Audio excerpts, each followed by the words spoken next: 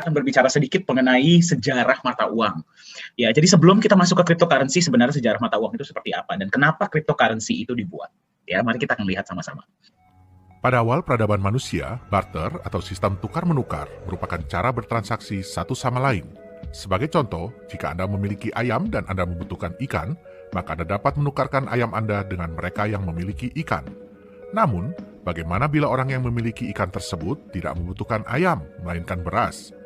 Pada tahun 600 sebelum Masehi, Raja Aliates dari Turki mencetak uang logam pertama yang dibuat dari gabungan emas dan perak.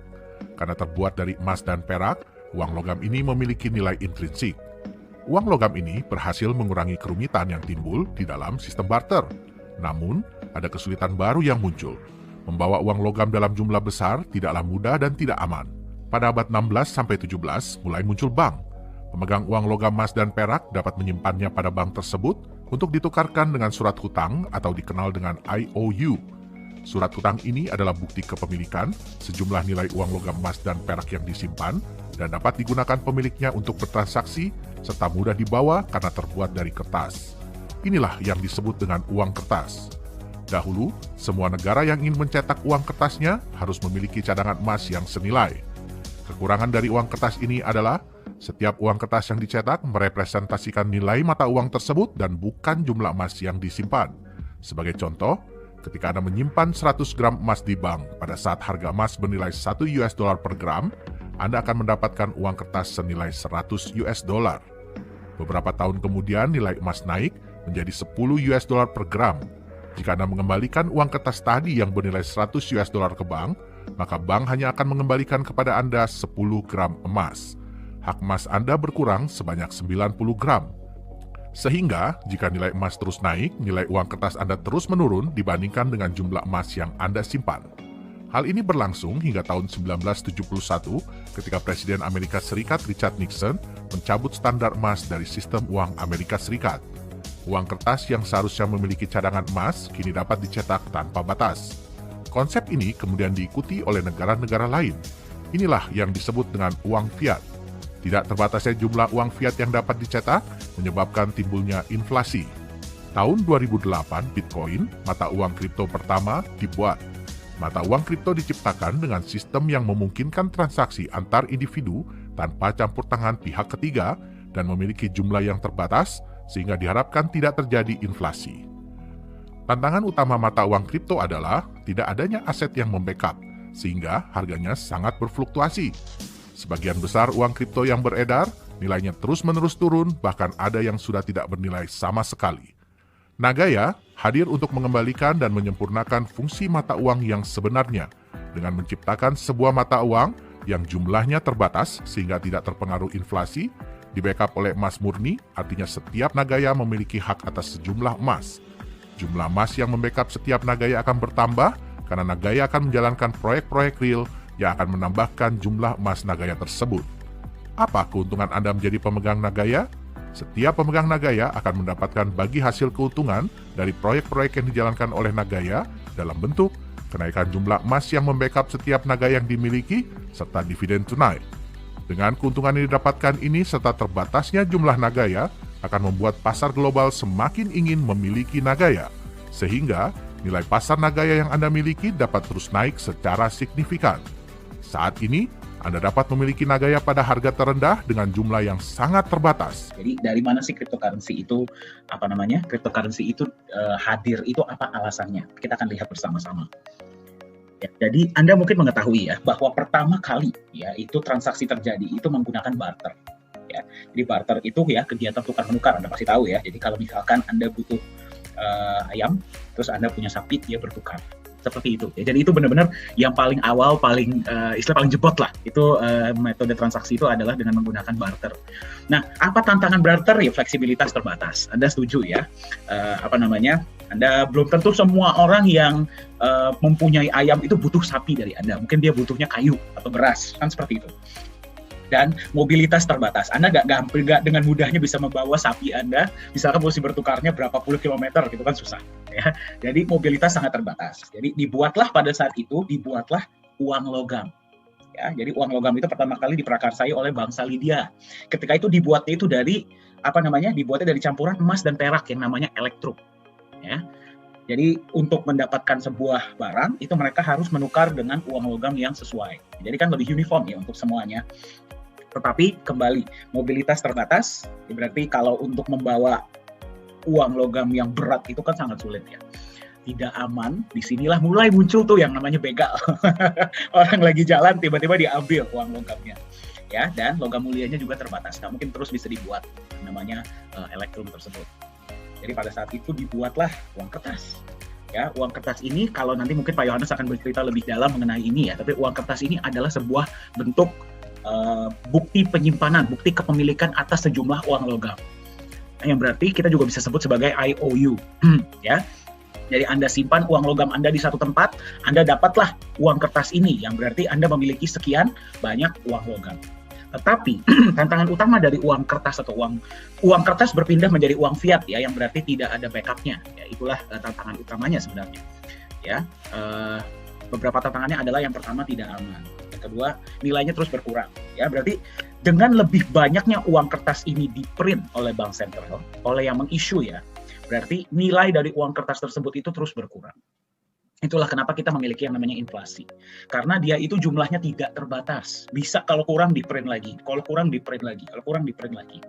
Itulah kekurangan dari uang kertas.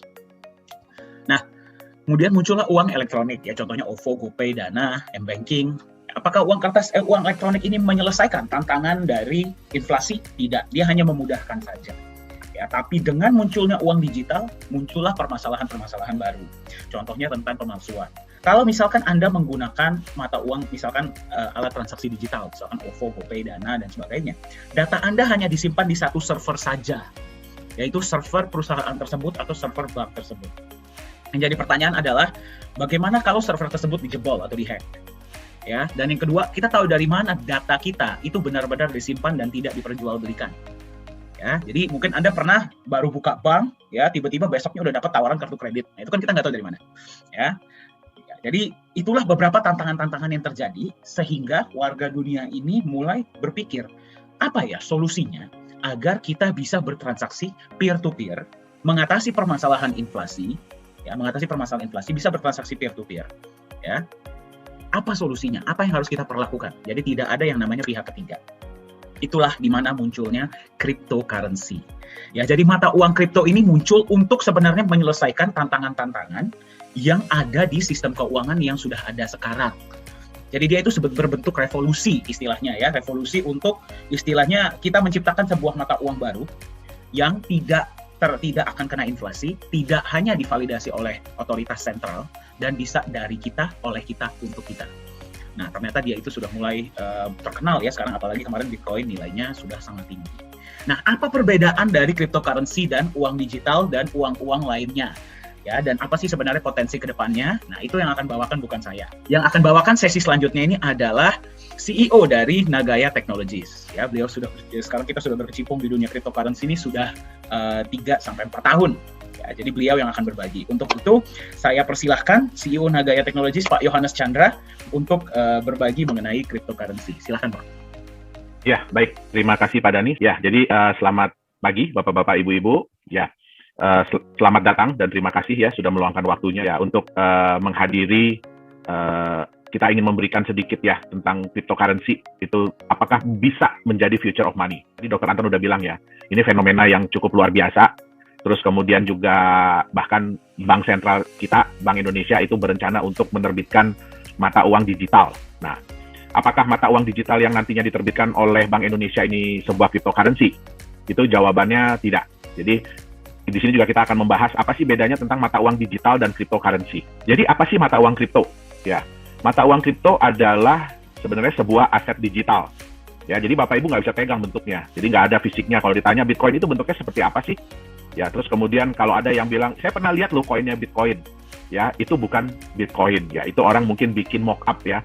Semacam apa ya, souvenir lah. Ya, dalam bentuknya itu dibuat seperti logonya Bitcoin. Ya, tapi Bitcoin itu Bapak Ibu tidak bisa pegang. Jadi tidak ada fisiknya. Dia digital, ya kan? Yang memang dirancang itu untuk media pertukaran. Jadi pada awalnya itu belum dibuat sebagai sebuah mata uang ya, karena gini, konsep mata uang itu baru bisa dibilang mata uang kalau memang ada orang yang mau menerima sebagai alat pembayaran. Ya, nah, jadi pada awalnya itu adalah sebagai media pertukaran. Jadi ya menggunakan kriptografi yang kuat. Ya, terus sistem blockchain dan ledger yang terdistribusi. Nah, ini kita lihat, ini adalah 3 kunci dari sebuah mata uang kripto. Ya, yaitu kriptografi. Kriptografi itu artinya data-data Bapak Ibu itu dienkripsi. Jadi, contoh password ya, kalau Bapak Ibu misalnya passwordnya mau tahu aja deh lu gitu ya.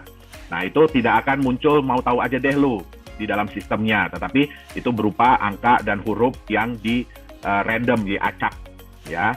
Nah, terus kemudian dia menggunakan sistem blockchain. Sistem blockchain ini pun di dunia database itu sebenarnya sudah lama digunakan ya, dan ledger terdistribusi untuk mengamankan transaksi keuangan ya kan, terus untuk mengontrol penciptaan unit tambahan. Jadi mata uang itu yang Bapak Ibu tahu kalau Bitcoin kan pada saat ini kan keluarnya itu 6,25 Bitcoin setiap blok yang terjadi ya. Jadi itu dikontrol dengan 3 sistem ini. Kemudian untuk memverifikasi aset yang dilakukan, transfer Bitcoin yang dilakukan atau transfer mata uang kita yang dilakukan itu valid nggak, benar nggak, boleh nggak dilakukan ya. Nah, satu hal yang saya ingin katakan adalah kenapa ya kita di sini tidak membahas, hari ini kita nggak ngebahas nih apa sih itu kriptografi secara detail ya, apa itu sistem blockchain secara detail, ledger terdistribusi secara detail, nanti Bapak Ibu pasti ngantuk semua ya. Nah, ini 3 hal ini ya, jadi sebenarnya gini, Bitcoin itu bukan menggunakan teknologi yang wow ya. Tadi saya lihat di background-nya Dr. Anton itu ada AI ya. Nah, itu adalah teknologi yang wow ya. Tapi apa teknologi yang digunakan oleh Bitcoin ya, itu bukan teknologi yang wow Bapak Ibu. Ya, jadi banyak teknologi-teknologi yang digunakan oleh mata uang kripto itu bukan sesuatu yang luar biasa. Ya. Bahkan kalau kita di dunia programming ya kan, kita ngelihat sistem yang dipakai sama Bitcoin itu kita cukup amazed. Amazed-nya kenapa? Sesuatu yang sangat simple, sesuatu yang orang tidak pernah duga bahwa ini bisa menjadi hal yang luar biasa. Ya, tetapi yang harus diingat begini, Bitcoin atau seseorang yang namanya Satoshi Nakamoto, dan saya yakin itu bukan orang Jepang, ya, dia berhasil menggabungkan 3 buah konsep, yaitu konsep enkripsi, sistem blockchain, dan ledger yang terdistribusi. Karena dia berhasil menggabungkan 3 konsep ini, sehingga menciptakan sebuah aset yang sangat aman. Ya, secara teknologi ya, sangat aman. Oke? Nah, apa sih karakter utama dari sebuah mata uang kripto? Jadi untuk bisa dinyatakan mata uang itu sebagai mata uang kripto atau aset kripto itu apa? Yang pertama, jumlahnya harus terbatas. Ya, karena memang ini dibuat, jadi karakter ini dibuat untuk melawan mata uang fiat atau mata uang yang dibuat oleh bank sentral.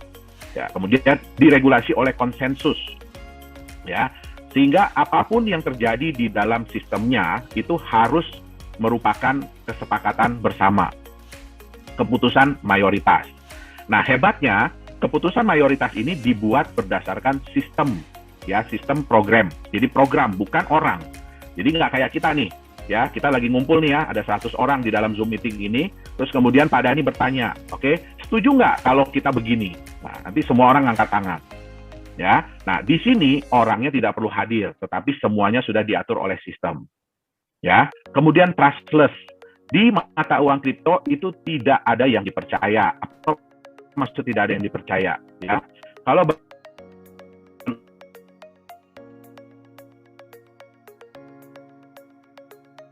uang sejumlah itu adalah si bank ABC. Ya, jadi kalaupun misalnya 10 orang, ya pada tanggal sekian saya ada deposit uang sejumlah berapa miliar di bank ABC ini. Ya, nah terus bukti yang Bapak Ibu pegang itu yang kertas setoran, slip setoran itu mungkin hilang. Ya, nah itu nanti ya kalau bank bisa bilang, jadi bank bisa bilang ini enggak, Bapak Ibu punya uang sekian miliar, mungkin cuma berapa puluh juta, gitu loh, mungkin cuma berapa puluh juta. Nah, yang berhak untuk menentukan benar atau tidak itu hanya 1 orang. Ya, nah di mata uang kripto itu tidak bisa terjadi. Jadi di mata uang kripto itu semua orang nggak ada yang saling percaya. Ya, semua orang nggak ada yang saling percaya. Tadi yang saya bilang distributed ledger itu artinya apa? Ledger itu Bapak Ibu tahu ya, kayak ya, di sini kan ada banyak teman-teman pengusaha ya. Nah, ledger itu adalah buku, jadi buku transaksi. Ya, jadi kita semua itu mencatat transaksi apapun yang terjadi. Ya, semua orang pegang buku masing-masing. Jadi pada saat ada suatu transaksi antara si A dengan si B, ya semua orang akan ngecek di buku masing-masing, bener nggak si A itu punya uang sekian. Ya, begitu ada satu aja yang menyatakan, di buku saya itu salah loh. Ya, di buku saya itu saya udah hitung, A itu nggak punya sekian. Nah, sistem itu akan warning. Ya, jadi dia akan warning, terus dia akan ngasih tahu ke yang lain-lain, ini bener nggak sih si A ini punya dana sekian, sehingga yang lain ikutan ngitung. Ya, nah itu seperti yang disebut dengan trustless. Jadi nggak ada satu pihak yang menyatakan bahwa, oh bener kok si A punya. Terus kalau ada yang lain bilang nggak, dia nggak punya, nah itu, terus dia bilang, yang si pihak yang paling utama ini nggak bisa bilang, oh nggak peduli saya, ya di buku saya dia bener. Nah itu nggak bisa terjadi. Kemudian transparan. Apa yang dimaksud dengan transparan? Ya, kalau di dunia perbankan, Bapak Ibu mau ngecek nih, misalkan Pak Dani bilang sama saya, Pak saya udah transfer duit, mungkin Bapak Ibu ingat ya, dulu itu bank itu biasanya jam 10 itu dia melakukan maintenance, ya, jadi dia melakukan maintenance. Pak Dani udah transfer uang ke saya, tapi belum tentu uangnya udah masuk di rekening saya, jadi angka itu belum muncul di tempat saya, tapi di tempat Pak Dani udah kepotong. Nah ini dulu banyak disalahgunakan ya oleh orang-orang yang tidak bertanggung jawab. Jadi mereka itu selalu melakukan transfer itu malam-malam. Ya, terus mereka akan bilang, oh saya udah transfer, ya kan? Tapi di bank saya belum muncul nih. Nah, akhirnya gimana? Mau nelpon ke bank juga nggak bisa, karena di data bank itu juga kalau dia lagi maintenance nggak akan muncul di CS, di customer service itu nggak akan muncul. Ya, nah sehingga terjadilah yang namanya penipuan. Ya, udah barangnya kirim pesan. Ya, nah dunia mata uang kripto semua ini transparan. Bapak Ibu bisa lihat, ya itu namanya Explorer. Jadi Bapak Ibu bisa cek, kalau ada Pak Dani misalkan bilang sama saya, ya, saya udah transfer Pak ke Bapak, oke? Nah, ke saya gitu ya, Pak Dani udah transfer ke saya. Nanti saya tinggal minta sama Pak Dani, tolong kasih saya dong transaction ID-nya. Nah, saya tinggal masukin di Block Explorer itu transaction ID, saya bisa cek, bener nggak Pak Dani ada kirim ke alamat yang saya kasih, ya, ke nomor rekening yang saya kasih. Nah, jadi nggak perlu lagi telepon-telepon ke bank segala macam. Ya, transparan, tapi rahasia. Nah, gimana caranya sesuatu yang transparan tapi rahasia? Ya, nah di dunia cryptocurrency, di dunia mata uang kripto, ya, orang itu dikenal dengan yang namanya wallet address. Jadi alamat wallet, alamat dompet. Nah ini bentuknya adalah kombinasi antara angka dengan huruf yang panjang sekali, ya. Sehingga siapa yang bisa mengetahui? Ada nih, semua orang bisa tahu. Oh ada transferan dari si alamat wallet A ke alamat wallet B. Tapi sejauh itu aja mereka bisa tahu. Mereka nggak bisa tahu siapakah si A, siapakah si B. Yang tahu hanya si A dan si B. Nah itu dia. Jadi walaupun transparan tapi rahasia. Kemudian sulit dimanipulasi. Kenapa saya bilang sulit dimanipulasi? Bukan tidak bisa ya, tapi sangat sulit dimanipulasi. Kenapa? Karena setiap orang itu memegang buku besar, buku transaksi itu setiap orang pegang. Jadi kalau mau dimanipulasi, bayangkan ya, kalau data itu hanya ada di 1-2 server, oke lah, hacker tinggal masuk, rubah datanya di 1-2 server, ganti semua itu angkanya. Tapi bagaimana caranya merubah ya dalam waktu yang sangat cepat, data di ribuan atau ratusan ribu. Ya, sekarang ini pemegang data wallet di Bitcoin ya itu sudah hampir 1 juta wallet. Jadi udah hampir 1 juta komputer yang memegang data transaksi Bitcoin. Ya, jadi Bapak Ibu bisa bayangkan bagaimana hacker itu mau ngerubah data, ya, dia harus ngerubah data di berapa? 501.000 komputer. Dalam waktu yang sangat cepat. Nah, itu sangat sulit untuk dilakukan. Kemudian ya sudah pasti ya harus mudah dipindah ya. Jadi kalau yang namanya mata uang kripto itu kalau transfernya susah, ya mesti telepon dulu ke kantor, mesti diverifikasi dulu. Nah, itu namanya bukan mata uang kripto. Oke? Jadi inilah karakter-karakter utama dari sebuah mata uang kripto.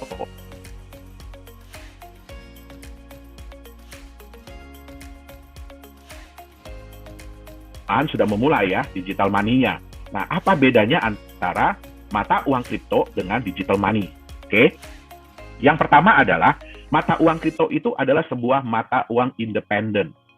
Jadi kalau ditanya Bitcoin itu dibuat oleh siapa, itu nggak ada yang bisa jawab. Ya, dia terkait dengan mata uang apa, itu tidak ada jawabannya. Oke, jadi dia mata uang independen. Digital money itu berdasarkan mata uang fiat. Ya, contoh apa sih digital money? Digital money pertama yang pernah hadir itu adalah ATM. Ya, Bapak Ibu kan pasti hampir semua orang di sini pasti pegang ATM ya. Nah, itu adalah digital money yang pertama kali dibuat. Kemudian muncullah kartu kredit. Ya. Kemudian muncullah payment gateway. Ya, sekarang ada digital wallet. Bapak Bapak Ibu mungkin tahu yang terkenal tuh GoPay, ya kan, Dana, OVO, ya kan. Nah, itu semua adalah digital money. Jadi mereka terkait dengan mata uang fiat.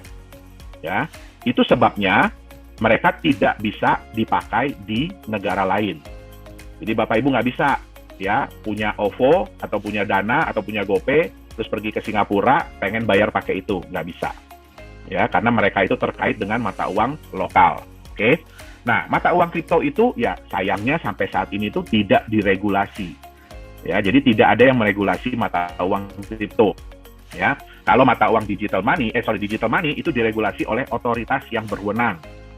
Ya, contohnya untuk GoPay, Dana, OVO, ya itu diregulasi oleh Bank Indonesia, Bank Sentral. Oke. Nah, kalau mata uang kripto itu verifikasinya terdistribusi yang saya tadi bilang. Ya, kalau di digital money verifikasinya sentral. Sentral itu maksudnya gimana? Waktu Bapak Ibu mau bayar pakai GoPay, siapa yang menyatakan Bapak Ibu berhak untuk membayar sejumlah sekian? Yaitu pihak GoPay-nya.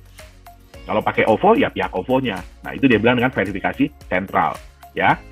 Jumlahnya terbatas. Mata uang kripto itu jumlahnya terbatas. Bitcoin sampai kapanpun jumlahnya maksimum hanya 21 juta. Ya, sekarang yang sudah beredar 18 jutaan. Contoh di Nagaya, ya maksimum yang beredar nantinya adalah 50 juta. Nah, sedangkan untuk digital money jumlahnya tidak terbatas. Karena dia mengikuti mata uang fiat. Ya, Bapak Ibu tahu sudah berapa banyak mata uang rupiah yang beredar? Dan apakah jumlahnya selalu tetap dari tahun-tahun yang lalu? Tidak, dia jumlahnya selalu bertambah. Nah, kemudian bedanya lagi mata uang kripto itu diterbitkan berdasarkan konsensus. Jadi contoh kayak Bitcoin, kalau sudah dinyatakan saat ini keluar 6,25, ya itu nggak bisa tiba-tiba berubah, kita mau tambah deh, sekali keluar jangan 6,25 deh, bikin jadi 50 lagi, itu nggak bisa. Karena sekali sudah dijalankan, konsensus itu sudah berjalan, selamanya akan seperti itu. Nah, berbeda dengan digital money, itu diterbitkan oleh otoritas. Jadi bergantung daripada otoritas, mereka mau terbitin uang baru atau tidak. Ya. Nah, bedanya lagi mata uang kripto, ini yang paling penting dan yang kita tekankan, itu ledgernya terdistribusi. Ya, jadi Bapak Ibu bisa memastikan bahwa apapun yang transaksi yang terjadi itu adalah benar. Ya, dengan digital money, ledgernya tersentralisasi. Oke, nah sekarang apa sih itu blockchain teknologi? Seperti saya bilang tadi ya, kita nggak akan bahas blockchain teknologi ini secara detail ya. Nah, nanti Bapak Ibu ngantuk jadinya. Oke, nah apa itu blockchain teknologi? Ya, blockchain teknologi itu adalah sistem database yang memiliki karakter data yang bersifat immutable. Jadi sekali sudah dilakukan, itu tidak bisa diedit. Ya, tidak bisa dihapus. Kalau mau diedit, mau dihapus, bayangin harus mengedit dan menghapus ratusan, ribuan, bahkan ratusan ribu jutaan data. Jadi itu bisa dibilang udah nggak bisa dihapus lagi, udah nggak bisa diedit. Hanya bisa ditambahkan. Ya, kemudian juga sulit untuk dimanipulasi. Nah, di mana data-data tersebut dikelompokkan ke dalam satu grup data yang disebut dengan blok. Nah, hebatnya lagi, blok ini harus bisa terhubung dengan blok-blok sebelumnya, ya, dan semuanya dikriptografi. Ya, jadi kalau mau ngerubah blok yang nomor 10, ya, berarti blok dari nomor 1 harus dirubah. Nah, itu nggak gampang. Oke. Nah, cara kerjanya gimana sih? Ya, nah, Bapak Ibu contohnya nih, ada si A yang mengirim 1 Bitcoin kepada si B. Nah, data ini akan dikirimkan, ya, data ini akan dikirimkan kepada semua pemegang wallet. Nah, data-data yang dikirimkan ini nantinya akan dibuat menjadi satu blok dan kemudian dienkripsi. Nah, itu ada beberapa, ya, ada beberapa mesin. Jadi bukan orang yang menghitung ya. Jadi jangan dibayangin di blockchain itu ada adminnya. Jadi ada yang ngitung, ya, pakai kalkulator gitu. Oh, ini benar nggak nih? Benar nggak pakai Excel gitu? Nggak ada, ya.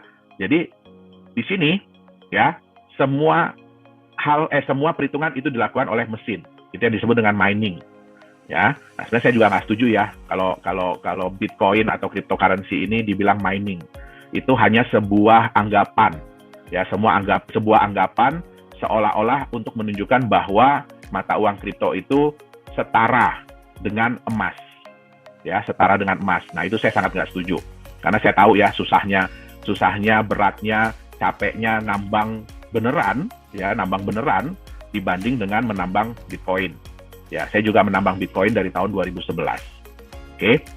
Nah, setelah ini kemudian ya transaksi ini dinyatakan benar oleh miners, oleh orang-orang mesin-mesin yang memining, ya kemudian juga disetujui oleh orang-orang yang megang ledger, yang memegang data, baru kemudian blok yang disetujui ini akan ditambahkan kepada blok-blok yang sudah ada sebelumnya.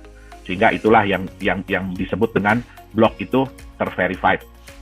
Ya, jadi sistemnya seperti itu. Oke. Sebenarnya blockchain ini peluangnya di mana aja sih? Jadi ingat ya. Jadi di blockchain ini salah satu kata kuncinya adalah data itu tidak bisa dipalsukan. Data itu tidak bisa diedit. Ya. Data itu tidak bisa ada double. Jadi tidak bisa ada ganda. Nah, sebenarnya ini bisa dipakai di mana? Transparan dan rahasia. Ya, kita tahu ya, kan kalau kita suka ikut pemilu ya. Nah, itu kan transparan tapi rahasia. Nah, jadi blockchain ini sebenarnya bisa juga dipakai untuk berbagai industri. Contohnya pemilihan umum. Ya, terus kemudian sertifikat. Kita tahu ya sering terjadi ya, oh sertifikat tanah itu bodong atau double, ya kan? Nah, kemudian juga hak kekayaan intelektual. Dan yang paling sering digunakan adalah untuk membuat sebuah aset digital atau mata uang digital. Ya. Nah, siapa sih yang mencetuskan ya konsep mata uang kripto ini? Nah, itulah yang disebut dengan diberi nama Bitcoin oleh seseorang yang disebut Satoshi Nakamoto. Tapi saya bisa jamin ya, itu bukan satu orang dan dia bukan orang Jepang dan itu bukan nama dia. Ya. Nah, satu hal tadi yang saya bilang yang hebat dari Bitcoin ini, dari si Satoshi ini adalah dia berhasil menggabungkan 3 komponen utama. Kriptografi, ledger dan terdistribusi, dan teknologi blockchain. Nah, gabungan ketiga komponen ini ya memungkinkan Bitcoin bisa melaksanakan fungsi peer-to-peer, jadi transfer secara desentralisasi dan tidak dapat dipalsukan. Oke, kenapa Bitcoin muncul? Ya, Bitcoin muncul ini sebenarnya adalah sebuah revolusi, ya, dari ketidakpercayaan masyarakat dunia terhadap bank sentral. Ya, contoh kepercayaan itu apa? Bapak Ibu, ada yang bisa tahu, mungkin bisa chat ya di sini ya. Ada yang bisa chat di sini. Sebenarnya uang yang Bapak Ibu pegang, selain daripada yang selama ini kita pelajari ya, itu kan sebagai alat tukar yang sah. Ya, ada yang tahu nggak sih itu sebenarnya apa? Uang yang Bapak Ibu pegang itu sebenarnya apa? Mungkin bisa dibagi di chat. Uang yang Bapak Ibu pegang itu sebenarnya adalah apa?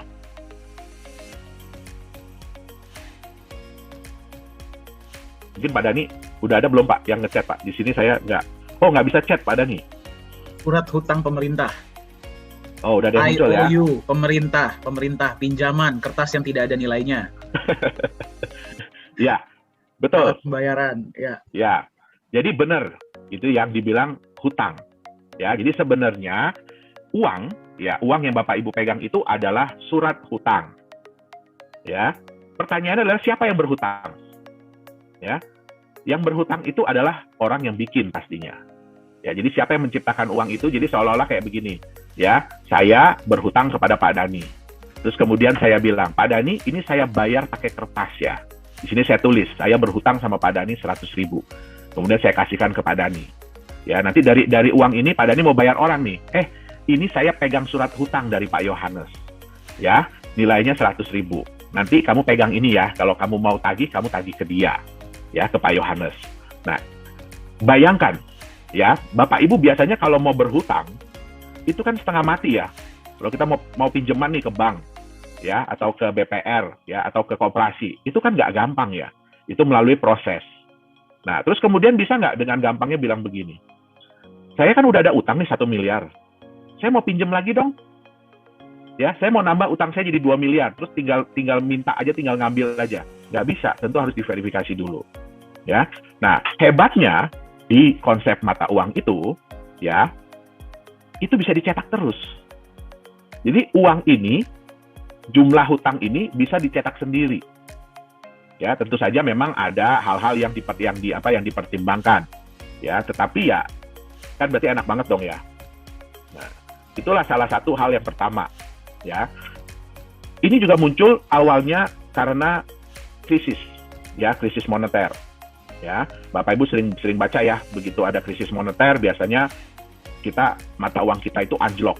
Ya, terus kemudian di Amerika kalau udah krisis moneter, ya bank sentralnya gampang aja ya, tinggal cetak duit, bagi-bagi lagi ke orang. Ya kan, apalagi Amerika, mohon maaf. Ya, karena memang sekarang ini patokan mata uang dunia memang masih di US dollar. Makanya banyak negara yang berusaha untuk mengurangi kekuatan US dollar. Oke. Nah, yang kedua, Bapak Ibu, berapa banyak yang percaya bahwa kalau Bapak Ibu setor uang gitu, anggap 10 miliar ya hari ini. Bapak Ibu yakin nggak besok uang itu masih ada di bank tersebut? Ya, nggak bisa. Buktinya apa? Ya, buktinya paling gampang apa? Bapak Ibu setor hari ini 10 miliar, anggap nggak usah hari ini ya, siang ini 10 miliar. 2 jam lagi Bapak Ibu bilang, saya nggak jadi, saya mau tarik lagi itu yang 10 miliar. Nggak bisa Bapak Ibu. Ya, harus lapor dulu ke Bank Indonesia, ya harus ini itu dulu. Pertanyaannya kan satu, itu uang siapa? Nah, jadi hal-hal seperti inilah yang memunculkan ketidakpercayaan ya masyarakat terhadap bank, bukan cuma bank sentral tetapi terhadap perbankan. Sehingga mereka mencoba, gimana ya caranya ya, kita bikin yuk mata uang dari kita, oleh kita, untuk kita. Ya, jadi dicobalah menghadirkan mata uang digital yang tidak membutuhkan otoritas sentral. Oke, nah transaksi, di mana transaksi dalam jaringannya itu divalidasi oleh anggota jaringan tersebut, ya, oleh penggunanya. Nah, peluangnya apa yang diharapkan dari munculnya Bitcoin dan teman-temannya? Yang pertama adalah payment solution yang lebih cost efektif. Jadi, cara pembayaran yang biaya transaksinya itu nggak mahal. Ya. Kemudian yang kedua, transfer uang yang jauh lebih nyaman. Jadi Bapak Ibu nggak perlu pergi ke bank, nggak perlu isi-isi formulir ini itu, tapi sudah bisa ditransfer dengan mudah. Aset yang sulit untuk dimanipulasi. Ya. Keamanan dari identitas. Oke, ini plus minus ya, saya nggak bisa bilang ini positif, ya karena ya kita nggak bisa pungkiri ya, bahkan Bitcoin sekalipun itu ya, kalau orang bilang ya dipakai untuk hal-hal yang negatif, ya bisa aja. Ya, tapi terlepas dari ini semua, ya kita juga tahu ya yang namanya US dollar juga dulu dipakai buat dagang senjata, buat narkoba gitu ya, transaksi narkoba. Jadi ya kita nggak bisa bilang ini plus atau minus lah.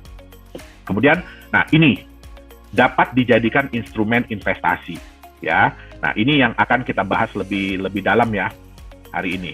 Oke. Kenapa? Bapak Ibu bisa lihat bahwa sekarang ini, terutama beberapa bulan belakangan ini, kapitalisasi pasar dari cryptocurrency itu meningkat jauh. Ya, yang tadinya di angka 600-an juta dolar, sekarang sudah 1,4 miliar. 1,4 triliun. Ya, dari 600 miliar udah menjadi 1,4 triliun. Ya, bisa dibandingkan dengan New York Stock Exchange ya. Marketnya itu 26,23 triliun. Ya. Nah, ini pun market cap ini dari cryptocurrency ini baru mungkin 12 tahun lah. Ya, tapi udah bisa hampir mengejar New York Stock Exchange. Jadi di sini bisa dilihat bahwa orang-orang ini sudah mulai menggunakan mata uang kripto ini sebagai alat investasi juga. Oke. Nah, ya. Tapi ya, nanti kan kita bicara yang bagus-bagusnya ya. Tapi, nah, ada kekurangan dari sebuah aset kripto ini, mata uang kripto ini. Kebanyakan dari mereka itu, contohnya Bitcoin ya, itu tidak memiliki aset pelindung. Ya, jadi nggak ada asetnya mereka ini. Mereka ini benar-benar hanya sebuah angka digital. Ya, sehingga kalau kita lihat ya faktor harga mata uang kripto itu apa ya? Faktornya itu yang pertama adalah aset pelindung, ada apa enggak? Yang kedua adalah kepercayaan. Nah, ini adalah dua faktor utama dari mata uang kripto. Ya. Nah, sekarang, ini mestinya aset pelindungnya dicoret ya. Apa yang terjadi kalau aset pelindung ini tidak ada? Artinya dia benar-benar hanya bergantung kepada kepercayaan. Nah, yang terjadi adalah kepercayaan dan harga itu akan berbanding lurus. Ya, akan saling menguatkan. Ya. Jadi kalau kepercayaan naik, harga pun akan semakin tinggi, akan semakin besar. Ya, harga semakin besar, orang akan lebih percaya. Ya, sehingga kepercayaannya akan naik. Ya, kemudian harga akan jadi lebih besar lagi. Ya, jadi ini yang dibilang multiplying efeknya tinggi sekali. Makanya volatilitas harga di kripto itu wow. Bapak Ibu bisa lihat di chart ya, Bitcoin itu sehari bisa naik sampai 20%. Ya, tapi itu bisa turun sampai 20% sehari. Oke. Nah, ini kalau kepercayaan naik, itu bagus. Ya, tapi bagaimana kalau kepercayaan turun? Ya, harga udah besar, kepercayaan turun. Pasti harganya akan berkurang. Ya, harganya pun akan turun.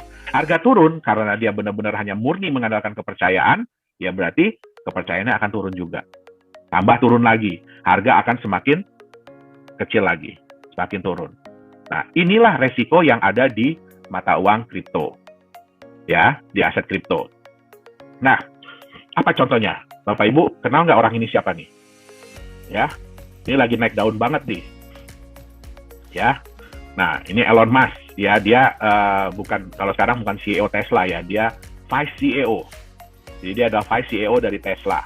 Ya, apa yang baru-baru ini dia lakukan di dunia mata uang kripto?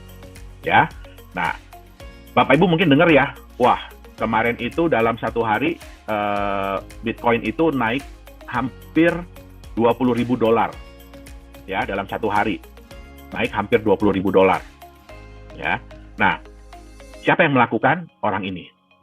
Nah, banyak yang seneng, Bitcoin naik sampai $20.000 ya. Bagi kami ya yang penggiat di mata uang kripto, ini sebenarnya adalah nilai negatif. Kenapa? Kejadian kemarin ini menunjukkan bahwa mata uang kripto ini masih fragile, jadi masih rapuh, ya, belum bisa dibilang sebagai aset yang kuat, belum bisa dibilang sebagai aset yang mature, yang dewasa, ya. Apa yang terjadi kemarin, ya? Ini kalau mungkin Bapak Ibu belum kepikiran, apa sih strategi yang dilakukan oleh yang namanya Elon Musk ini, ya? Jadi pertama kali itu dia mencoba, ini mata uang kripto ini seberapa kuatnya sih. Jadi dia nyoba-nyoba dulu dengan mata uang yang namanya Doge. Doge itu kalau di dunia kripto itu sudah dianggap ya itu mata uang receh lah. Ya, jadi dia coba dulu. Dia coba nge-tweet ya, I love Doge. Ya, Doge itu adalah luar biasa lah ibaratnya ya. Dan terbukti dari omongan dia ya, Doge naik. Ya, harga Doge naik hanya gara-gara dia ngomong. Dia nggak beli loh. Hanya gara-gara dia ngomong. Ya. Terus kemudian dia tweet lagi kedua kali. Di Doge juga. Harganya naik. Ya. Dia coba lagi di beberapa mata uang kripto. Harganya naik. Ya. Wah. Itu menunjukkan apa?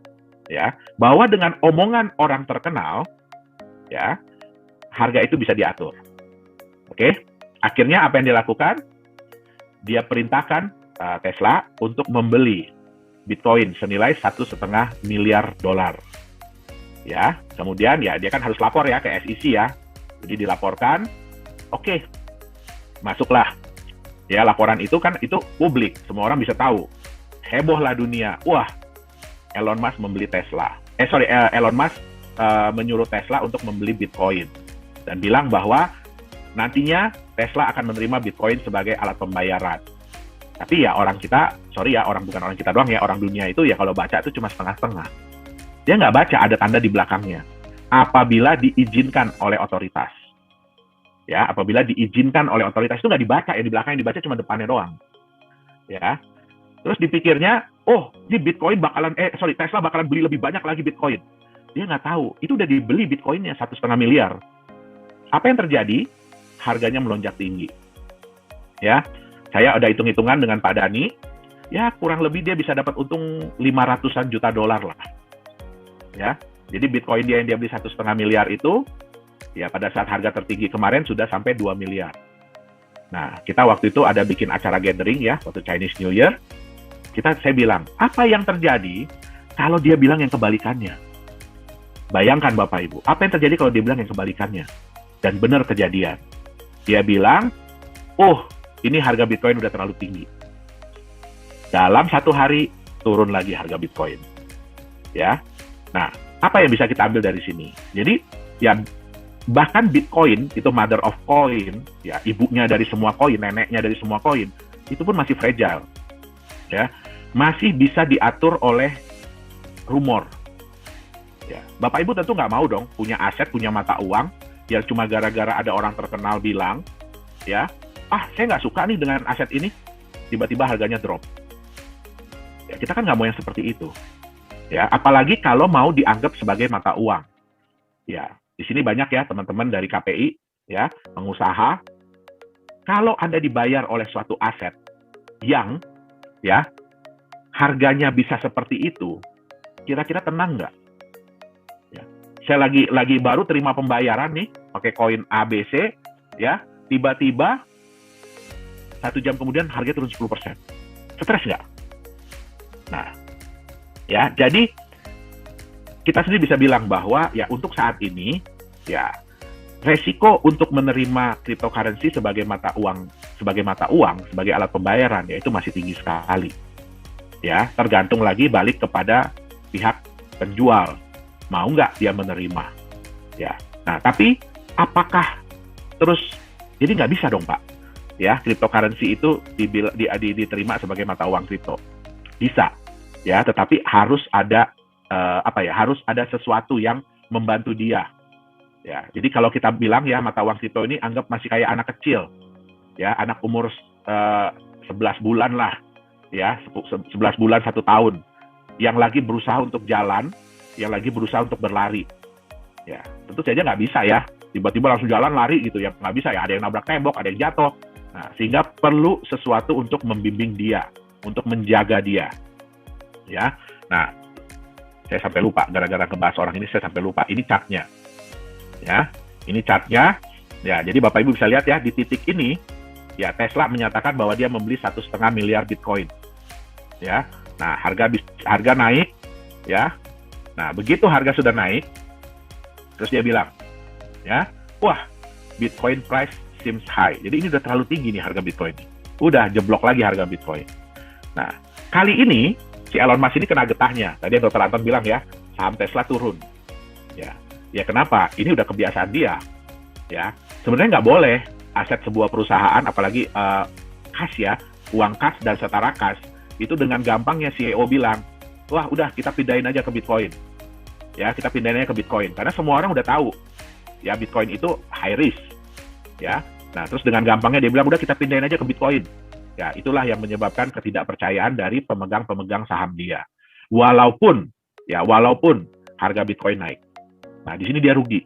Mungkin dia dapat keuntungan dari Bitcoin 500 juta dolar, ya tapi dari penurunan harga saham, ya dia kehilangan nilai saham dia hampir 200 miliar, kalau nggak salah saya, 200 miliar dolar. Nah, jadi sekali ini dia kena getahnya. Ya, makanya juga CEO Microsoft bilang, ya, kalau Anda tidak sekaya Elon Musk, jangan deh bermain di Bitcoin. Ya, kenapa? Bitcoin ini sudah dianggap bukan lagi sebagai mata uang sebenarnya, tetapi sudah dianggap sebagai gambling atau judi.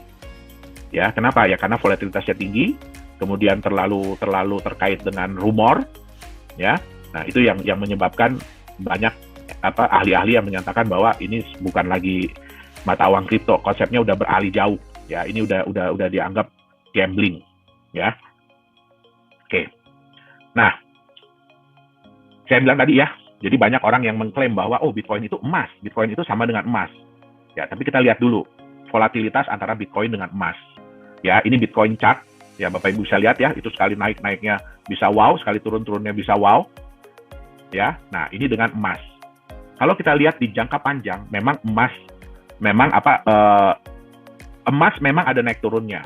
Tapi kalau kita lihat grafik secara jangka panjang, ya emas itu relatif naik. Itu dia. Oke.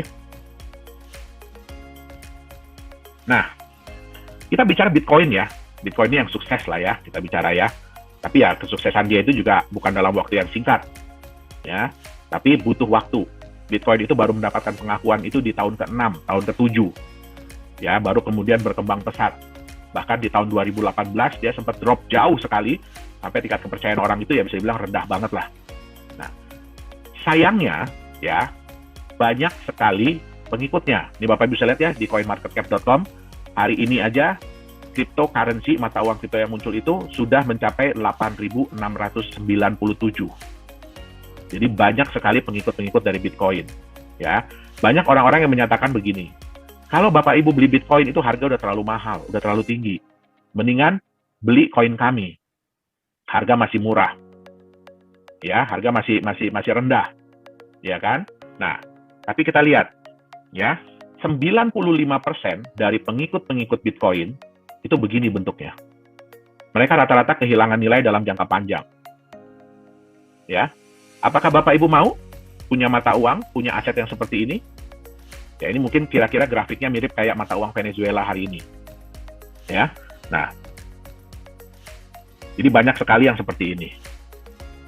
Oke, nah, biasanya ya mereka itu menawarkan mata uangnya itu dengan cara ICO yang disebut dengan Initial Coin Offering, ya kan?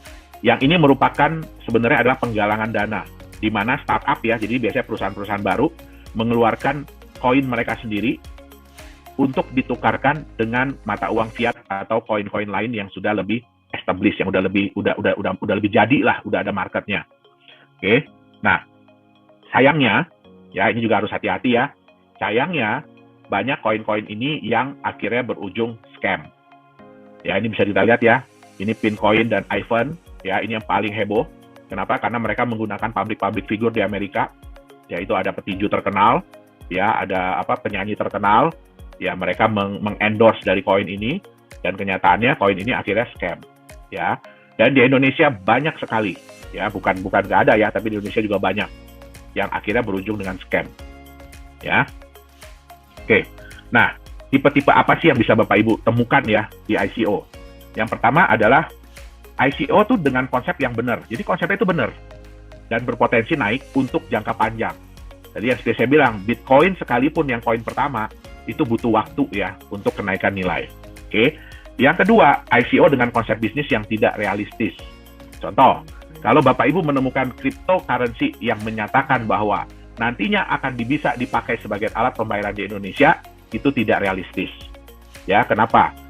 Indonesia ini hanya menerima satu mata uang, satu alat pembayaran, yaitu rupiah. Bahkan Bapak Ibu tidak bisa bayar pakai US dollar, tidak bisa bayar pakai mata uang lain. Itu contohnya salah satu. Kemudian, ya contohnya adalah yang memberikan janji imbal hasil yang luar biasa. 1% sehari, 3% sehari, 30% sebulan, ada yang 100% sebulan. Nah, itu tidak realistis. Oke. Konsep bisnis yang sama saja seperti yang lain. Ya, biasanya ICO ini mereka menawarkan konsep bisnis apa? Mereka akan bikin market dari kripto. Ya, tadi mungkin nanti bisa lihat ya di CoinMarketCap, hari ini market dari kripto, jadi orang-orang yang berusaha menyediakan tempat jual beli kripto itu sudah 35.000 market. Ya, apakah semua akan berhasil? Tentu tidak. Ya, jadi kalau misalkan ini yang paling penting ya, Bapak Ibu tolong pelajari. Kalau konsep bisnisnya sama saja dengan yang lain yang sudah pernah gagal, ya berarti jangan diikutin. Oke? Nah, banyak juga ya ICO itu dengan tim manajemennya jago IT. Wah, mereka jago banget komputer, program segala macam, tapi tidak jago bisnis. Ya, kenapa? Ya karena ya saya bilang tadi ya, itu kan penggalangan dana. Ya, untuk menjalankan bisnis, untuk menjalankan proyek. Ya, tapi kalau orang-orang yang nggak jago bisnis, ya sama aja bunuh diri. Oke? Nah, dan banyak sekali ICO yang memanipulasi data. Ya, jadi mereka bilang bahwa mereka klaim mereka sudah jual sekian juta koin untuk menunjukkan bahwa, oh ini hype loh. Ya, banyak orang yang pengen memiliki koin kita. Tapi mereka nggak bisa tunjukin datanya. Tidak mau tunjukin datanya. Nah, berujungnya apa? Ya, dana yang ingin dicapai dana yang ingin dikumpulkan tidak tercapai, sehingga ya bisnisnya nggak jadi jalan. Oke. Nah, yang terakhir dan ini yang paling harus dijauhi adalah ICO yang fraud atau scam. Ini yang saya bilang tadi ya, terutama yang menjanjikan imbal hasil yang berlebihan, yang tidak masuk di akal. Oke. Nah, menentukan yang layak investasi itu seperti apa sih? Oke. Yang pertama adalah legalitas. Jadi walaupun tadi yang saya bilang ya, cryptocurrency itu tidak ada regulatornya, belum ada regulatornya. Ya, tetapi bukan berarti bahwa bisa seenak-enaknya. Ya, setidak-tidaknya perusahaan yang menciptakan itu harus ada legalitasnya. Ya, dan di negara yang jelas tentu saja ya. Ya, jangan sampai di negaranya kayak British Virgin Island, Panama, Vanuatu, Seychelles, ya kan, Grenadines, yang kita aja nggak tahu itu di mana. Itu dia, ya. Yang kedua, ya ini legalitas ini pertama juga siapa foundernya, bagaimana background mereka, ya. Apakah benar perusahaan itu terdaftar? Nah, ini harus dicek ya. Jadi jangan cuma ngaku-ngaku, oh perusahaan kita terregistrasi di mana. Ya itu harus dicek, benar nggak perusahaannya terdaftar di negara tersebut. Nah, yang kedua adalah konsepnya, ya. Satu yang paling penting ya, ini kata-kata gini, sesuatu yang terdengar terlalu bagus, terlalu indah, itu kadang-kadang nggak benar. Nah, jadi yang paling penting adalah konsepnya itu masuk di akal dan mudah dipahami atau tidak. Ya, mungkin nggak konsep mereka itu dilakukan, mungkin nggak konsep mereka itu terjadi. Oke, yang terakhir adalah apa timbal balik yang akan Anda dapatkan dari bisnis yang dijalankan. Ingat, yang namanya ICO itu, ya, yang namanya ICO itu penggalangan dana untuk menjalankan bisnis. Jadi seperti saham, ya, tapi mereka bukan jualan saham perusahaannya, itu seperti saham, ya. Tentu saja ya harus ada dong timbal balik apa yang didapatkan dari bisnis yang dijalankan. Oke. Nah, apa yang mengangkat nilai dari kripto itu sendiri? Jangan hanya rumor, jangan hanya kata-kata orang, ya, tapi harus ada apa sih sesuatu apa yang akan mengangkat nilai mata uang kripto itu sendiri. Nah, jadi kesimpulannya mata uang kripto sebagai masa depan, ya, bagus. Sebenarnya mata uang kripto ini kalau dibuat sebagai uang masa depan itu bagus. Kenapa? Jumlahnya terbatas yang pertama. Ya, ini tentu saja bisa mengurangi inflasi, ya. Yang kedua, desentralisasi, tidak ada dominasi dari bank sentral, ya, sehingga siapa yang mengatur, siapa yang menentukan benar atau tidaknya, ya ini penggunanya sendiri, ya. Transparan tapi rahasia. Ya, jadi susah ya untuk menipu di dunia kripto ini, untuk nipu bahwa, oh, saya udah transfer nih ke Pak Dhani nih, ya kan? Itu sulit, tapi nggak dilakukan gitu ya. Nah, itu sulit, karena semuanya transparan. Nah, yang terpenting adalah marketnya itu global. Ya, jadi contoh, Bapak Ibu bawa rupiah, ya, kalau pergi ke Singapura sih bisa ditukar ya, pergi ke Malaysia bisa ditukar. Tapi coba Bapak Ibu pergi ke negara-negara Afrika Selatan, bisa nggak ditukar di sana? Nah, itu nggak bisa, ya. Nah, di mata uang kripto ini, ya, salah satu keunggulannya tadi apa ya? Sudah ada 35.000 market yang siap untuk menerima, siap untuk menjual beli sebagai tempat pertukaran. Nah, sehingga marketnya lebih global, tidak dapat dipalsukan, ya. Nah, kita tahu ya, yang mudah-mudahan ya mata uang digital yang nantinya akan keluar itu pun, ya mudah-mudahan tidak dapat dipalsukan. Tapi ya itu harus dibuktikan lagi sejalan dengan waktu. Oke, nah bisa juga dijadikan sebagai peluang investasi, ya. Nah, ini adalah kelebihan-kelebihan dari mata uang kripto. Tetapi yang paling penting adalah orang percaya atau tidak untuk menerimanya, ya. Nah, untuk hal-hal ini, ya mata uang kripto itu butuh sesuatu ya. Yang pertama adalah mereka butuh aset pelindung, ya. Apa sih aset yang melindungi dari nilai mata uang kripto ini? Yang kedua, butuh konsep bisnis usaha yang masuk akal dan jelas. Ya, yang ketiga adalah butuh legalitas dan transparansi. Kenapa? Karena paling utama adalah kepercayaan. Jadi bagaimana mata uang kripto ini bisa dipercaya oleh market, ya kan, dan mau diterima sebagai alat pembayaran. Nah, mungkin itu yang bisa saya sampaikan. Ada yang tahu ini siapa? Nah, namanya adalah Eric Friedman. Ya, Eric Friedman ini, ya, kenapa dia ini sangat menghebohkan seluruh dunia ya? Eric Friedman ini apa alasannya? Anda kalau Google, teman-teman kalau Google ya, dicari nama dia, pasti akan muncul semua berita-berita tentang dia. Dia itu terkenal ya karena dia itu berhasil mendapatkan keuntungan yang sangat besar dari Bitcoin. Ya, jadi gara-gara dia beli Bitcoin berapa tahun yang sebelumnya, dia pada saat ini tuh benar-benar punya banyak uang dari Bitcoin, menjadi miliarder. Ya, seperti apa keuntungan dia? Ya, kita lihat sama-sama. Kita bisa lihat ya di artikel ini dia punya 403 keping Bitcoin. Ya, berarti Bitcoin itu aset digital yang teman-teman bisa beli. Ya, jumlahnya terbatas, cuman ada 21 juta. Dia ini akhir-akhir ini cukup terkenal karena banyak ya dari teman-teman kita di luar sana yang beli. Bentar, ini saya jadikan teman sebagai saya jadikan co-host dulu. Baik. Oke. Ya. Nah, jadi banyak dari teman-teman kita di luar sana itu yang tiba-tiba jadi miliarder mendadak gara-gara Bitcoin. Ya, kita lihat sama-sama. Kalau dia punya 403 Bitcoin, dia beli pada saat harganya masih $12 per Bitcoin. Ya, itu di sekitar tahun 2011. Bisa dilihat ya di artikelnya ya. Nah, kalau dia punya 403 Bitcoin, dia beli pada tahun 2011. Pada saat itu mungkin dia cuma keluarin uang sekitar $1.000 ya kalau begitu ya. Hari ini harga satu Bitcoin berapa? Ada yang tahu? Ini per hari ini ya, 800 juta rupiah. 800 juta rupiah, dia punya 403 Bitcoin. Berarti berapa nilai investasinya hari ini? 322 miliar rupiah. Ya, ini luar biasa nggak? Luar biasa. Dan umurnya masih berapa? Pada saat artikel ini dikeluarkan ya, dia itu 2018, 18 tahun. Berarti sekarang berapa? 21 tahun. Lebih muda dari kita, betul nggak? Jauh ya, jauh. Tapi asetnya udah segitu banyak. Kalau saya tanya sama Anda ya, mau nggak punya aset yang sekian, yang sebesar ini kalau ditanya? Mau tidak? Pasti mau.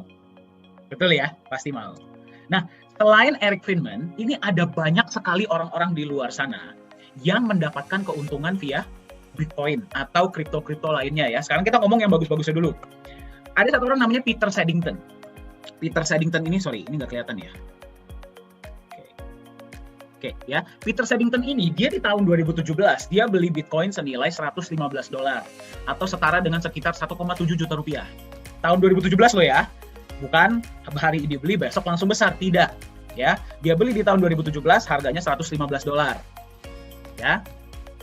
Pada tahun 2020 nilai asetnya adalah 675.000 US dollar atau setara dengan 10 miliar rupiah pada tahun 2020. Sekarang 2021 udah naik lagi. Betul ya?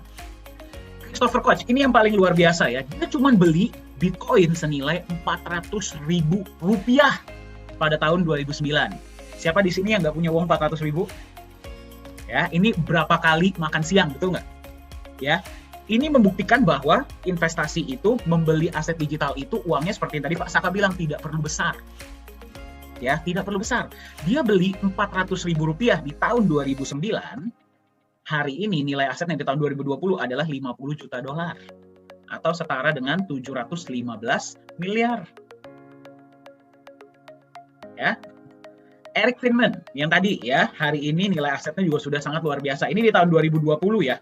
2020. Ada lagi Winklevoss ya. Winklevoss ini dia beli memang modalnya besar. Ya, dia beli modalnya besar, 11 juta dolar atau 165 miliar. Hari ini nilai asetnya adalah 15 triliun lebih. Ya, jadi bisa tidak sih sebenarnya teman-teman itu menghasilkan sangat banyak ya, punya aset yang besar. Apalagi sekarang kan ya kita lihat ya, kurang lebih teman-teman ini kalau yang mahasiswa ya mungkin di sekitar 23, 24 ya, berapapun umur kita. Mungkin nggak sih dalam waktu beberapa tahun ke depan, kalau kita beli sebuah aset hari ini, teman-teman itu bisa sejahtera. Sangat mungkin. Ya, tapi tidak ada yang namanya hari ini beli, besok langsung kaya raya, langsung sejahtera, itu nggak mungkin. Nanti kita akan lihat sama-sama. Ya. Nah, ini kita lihat kenaikannya 7.000 kali lipat, 2 juta kali lipat, 4.500 kali lipat, 110 kali lipat. Ya, kita lihat dari sini. Yang membeli yang paling kecil, $26, itu dapat keuntungan yang marginnya paling besar. Ya, 2 juta kali lipat, padahal modalnya paling kecil, betul nggak? Ya, mau nggak teman-teman hari ini sisihkan uang seberapa gitu ya, kesampingkan terus beli aset, terus dapat hasil yang seperti ini? Pasti mau dong. Ya, kenapa yang paling kecil justru dapat keuntungannya paling besar? Alasannya simple. Dia ini beli di awal. Ya, dia ini beli di tahun 2009, dia pegang sampai 2020, sampai sekarang saya yakin dia masih megang. Ya, jadi kapan teman-teman mulai berinvestasi, kapan Anda mulai beli aset digital ini sangat menentukan hasilnya di kemudian hari. Sekarang kita lihat. Ada nggak sih orang-orang yang tadi kan kita lihat yang bagus-bagusnya ya, yang Anda beli sekarang tiba-tiba bom jadi gede, beli sekarang tiba-tiba jadi gede. Ada nggak orang yang kehilangan uang di dunia kripto? Kita lihat sama-sama. Ada orang yang rugi sampai 3 triliun di Bitcoin. Ya, bayangkan. Gede atau kecil itu? Gede. Ya, di sini ini lebih parah lagi. Ya, teman-teman masukkan uang di sebuah platform, tiba-tiba platformnya hilang. Ya, ini terjadi di Turki. Aset nasabah 29 triliun hilang. Jadi bayangin teman-teman yang mungkin udah dapat keuntungan, masuk ke website hari ini keuntungan berapa, tiba-tiba besoknya website-nya nggak bisa dibuka. Hilang. Itu sering kejadian nggak? Sering. Ya, sangat sering di dunia kripto. Ya, ada yang kehilangan 7,7 miliar gara-gara Elon Musk palsu. Teman-teman pernah dengar ya Elon Musk itu siapa ya? Nah, jadi pernah terjadi sebuah insiden yang menarik. Jadi account banyak orang-orang terkenal itu dihack ya, dihack sehingga dia bilang kalau Anda kasih kita berapa Bitcoin hari ini, saya akan kembalikan 3 kali lipat atau 4 kali lipat. Ya, yang terjadi adalah banyak dong yang ngirim ya.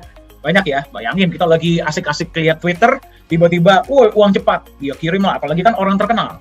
Ya, tiba-tiba yang terjadi, uangnya hilang. Ya, itulah kembali menekankan, nggak ada yang namanya jadi kaya cepat. Ya, nggak ada hal seperti itu di dunia ini. Ya, jadi kita harus lebih berhati-hati ya, ketika kita mau beli aset kripto, karena aset kripto itu kejam dunianya. Ya, kenapa kita adakan seminar ini hari ini ya? Itu karena kita ingin, apalagi sekarang di luar sana itu sangat-sangat banyak yang akan menawarkan teman-teman itu peluang untuk menjadi kaya cepat. Hari ini beli, habis berapa lama uangnya bisa jadi 3 kali lipat. Ya, terus beli hari ini, terus bisa dapat berapa persen per hari. Kalau ngajak teman bisa jadi lebih besar. Nah, itu harus berhati-hati. Kita akan lihat sama-sama caranya memilih.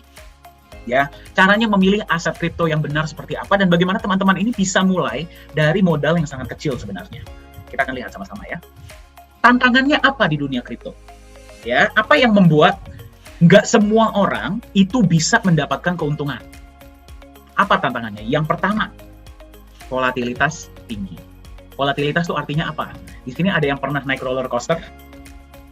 Pernah ya? Roller coaster itu kan kalau naik tinggi banget, kalau turun tiba-tiba bisa turun sampai lantai, betul tidak? Ya, itulah yang terjadi di dunia kripto. Kita lihat sama-sama ya. Nah, ini chart Bitcoin ya. Bitcoin di tanggal 1 sampai 15 Januari 2021. Teman-teman bayangkan ya, harga Bitcoin dari 28.000 dolar naik ke 35.000. Turun ke 30.000, naik lagi ke 42.500. Seneng dong per Bitcoin ya, berarti dari sekitar 300-400 jutaan naik menjadi hampir 600-650 juta. Seneng nggak? Senang, tapi abis itu turun lagi ke 400 juta. Ya, memang abis itu naik lagi terus dia turun lagi. Ya, jadi seperti inilah aset-aset digital di luar sana. Mayoritas dari mereka nilainya naik turunnya sangat luar biasa. Ya, jadi teman-teman beli hari ini berapa, besok bisa turun 20-30%. Memang bisa naik 30%, tapi turunnya pun bisa sangat tinggi.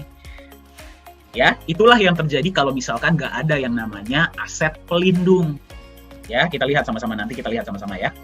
Nah, kalau misalkan nggak ada yang namanya aset pelindung, inilah yang terjadi. Teman-teman beli nih, sebuah koin ya, harganya hari ini sekian. Terus dikompor-komporin, wah harganya akan naik, harganya naik. Teman-teman lihat kepengen ikut beli nggak? Ikut beli, kepercayaan naik, harga naik. Ya, harga naik, kepercayaan naik, harga naik lagi. Jadi dia tuh seperti bubble. Tapi akan ada saatnya di mana bubble itu pecah. Ya, bubble itu pecah, dari harga naik, misalkan harga sudah tinggi, tiba-tiba ada berita negatif dikit, atau mungkin dia sudah sampai titik jenuh, dia turun. Ya, turun, kepercayaan tambah turun, harganya turun terus. Ya, jadi pentingnya kalau teman-teman ingin memilih sebuah aset digital, itu harus ada aset pelindungnya. Nanti kita akan lihat sama-sama. Ya. Tantangan kedua, mayoritas dari mereka nilainya menjadi 0. Nah, kita kalau lihat Bitcoin, ya, Bitcoin itu adalah success story. Ya, Bitcoin itu adalah cerita yang memang oke, dia itu berhasil. Yang jadi pertanyaan adalah di luar sana itu ada sangat banyak aset digital yang mau mengikuti footstep-nya Bitcoin, akan mengikuti langkahnya Bitcoin. Yang terjadi apa, teman-teman? Dijanjikan keuntungan cepat. Ya, koin ini akan menjadi the next Bitcoin. Ya, akan menjadi Bitcoin selanjutnya. Kalau beli hari ini, dalam waktu berapa tahun naiknya bisa berapa kali lipat. Ya, biasa dijanjikannya seperti itu. Tapi apa yang terjadi? Dia naik sedikit. Jadi inilah yang teman-teman harus hati-hati. Ya, ketika ditawarin aset digital, biasanya teman-teman akan lihat naiknya tinggi di awal. Tapi setelah itu dia akan turun dan sudah sangat sulit untuk naik. Ya, kalau udah kita lihat ya nilainya banyak yang tiarap. Masih bisa nggak menurut teman-teman naik lagi? Sudah sulit. Ya, itulah kenapa berhati-hatilah ketika memilih aset digital. Nanti kita akan lihat sama-sama ya. Bagaimana sih cara memilih aset digital yang baik sehingga sekarang nih teman-teman ini masih pada muda ya. Atau siapapun ya. Kalau beli hari ini minimal 3-5 tahun ke depan, teman-teman tuh bisa punya aset yang bekerja untuk Anda, bukannya justru kehilangan nilai. Nah, ini contohnya nih, ya. Aktivitasnya seperti apa, tiba-tiba bisa naik tinggi banget, ya. Bisa naik tinggi banget, tiba-tiba turun, udah nggak bisa naik lagi. Ya, ini lagi contohnya. Kan nggak masuk akal, betul nggak sih? Harganya lagi flat, ya nggak sih? Flat, tiba-tiba naik sangat tinggi, turun lagi, flat lagi. Ya, sangat nggak masuk akal. Nah, ini saya nggak nakut-nakutin ya. Saya hanya ngasih lihat faktanya di luar sana seperti apa. Oke, nanti kita akan lihat solusinya bagaimana, ya. Nah, ini yang paling parah. Ini yang sangat parah. Tadi yang contohnya adalah yang di Turki tadi. Ya. Kita beli, ditawarkan bisa dapat keuntungan gede. Ya, tiba-tiba website-nya nggak bisa dibuka. Ya, tiba-tiba kita lihatlah misalkan di mana ya platform ini sudah ditentukan sebagai investasi bodong, misalkan. Sangat banyak ya, ini beberapa contohnya. Nah, jadi di dunia aset digital ini sangat banyak tantangannya. Tapi sebelum kita masuk ke tahap selanjutnya, saya mau dengar nih dari teman-teman. Siapa yang pernah punya pengalaman baik atau pengalaman yang kurang baik dengan aset digital? Nah, siapa yang punya pengalaman nih? Coba boleh tolong di-share di chat. Saya, Pak. Oke, ada lagi? Saya pernah beli satu koin, tiba-tiba nggak bisa dibuka websitenya. Benar seperti yang Bapak bilang. Yes. Ya, jadi berhati-hatilah. Ya. Oke, saya juga pernah, Pak. Saya. Oke, ya, oke. Berarti banyak ya di sini yang pernah pengalaman. Ini pengalamannya by the way saya ini positif atau negatif? Positif, saya pernah untung. Oke, bagus ya. Kalau bisa untung luar biasa. Saya pernah dapat satu koin, berapa kecepatan jual sekarang sini nyesel, Pak. Oke, ya, kecepatan jual juga salah satu faktor ya. Kadang-kadang kita itu takut, kita nggak tahu ya mereka itu bisa naik atau enggak, kita jual, nggak taunya naik lagi. Pernah top up tapi akhirnya nggak bisa dibuka, Pak. Nah, itu salah satunya ya. Itu salah satunya. Saya pernah diajak sama teman, katanya setelah selesai saya bisa dapat banyak uang, tapi yang terjadi adalah teman saya pun hilang. Astaga. Ya, itu saya harap nggak kejadian ke semua orang di sini ya. Ya, ini memang sangat banyak sekarang ini. Pernah, Pak, pagi hari saya join, sorenya sudah nggak bisa dibuka. Saya kira website saya error. Ternyata memang websitenya sudah nggak bisa dibuka. Nah, itu beberapa contohnya. Dunia kripto ini dunia yang masih sangat baru, ya, dan memang sudah banyak menghasilkan orang-orang sukses, betul nggak? Ya, banyak, ya. Tapi ini dijadikan sarana bagi banyak. Saya nggak bilang mereka itu scam ya. Bagi banyak pencipta-pencipta aset yang menciptakan aset yang ujung-ujungnya akan tutup, tapi dia masuk ke orang-orang yang nggak tahu. Jadi itulah kenapa kita adakan edukasi-edukasi seperti ini, ya, agar teman-teman ini lebih paham dengan dunia aset digital. Jangan sampai uang yang sudah kita tabung capek-capek ya, tiba-tiba raup hilang begitu saja. Apakah pernah kejadian ke Bapak? Wah, pernah, Pak. Ya, pernah beberapa kali. Ya, itulah kenapa ketika saya bertemu Nagaya ini saya sangat bersyukur. Ya, karena di sini kita mengedukasi yang lain agar bisa lebih cerdas ketika memilih aset. Oke. Nah, itulah kenapa hari ini kita ingin memperkenalkan ya kepada teman-teman di sini ya, itu adalah aset digital masa depan yang namanya adalah Nagaya.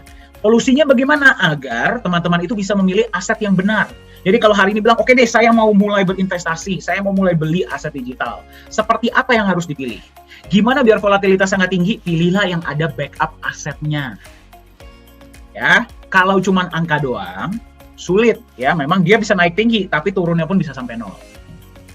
Gimana biar mayoritas nilainya nggak jadi 0? Pilihlah yang memiliki visi dan proyek-proyek yang jelas. Ya, nanti kita akan lihat sama-sama. Gimana biar company-nya tidak scam? Pilihlah yang legalitas dan transparansinya jelas. Ya, perusahaan ini terdaftar di mana? Proyek-proyeknya seperti apa? Transparansinya seperti apa? Ya, itulah yang teman-teman harus lihat. Jadi kalau nanti ditawarkan aset-aset digital lainnya di luar sana, teman-teman harus kritis. Tanya sama mereka.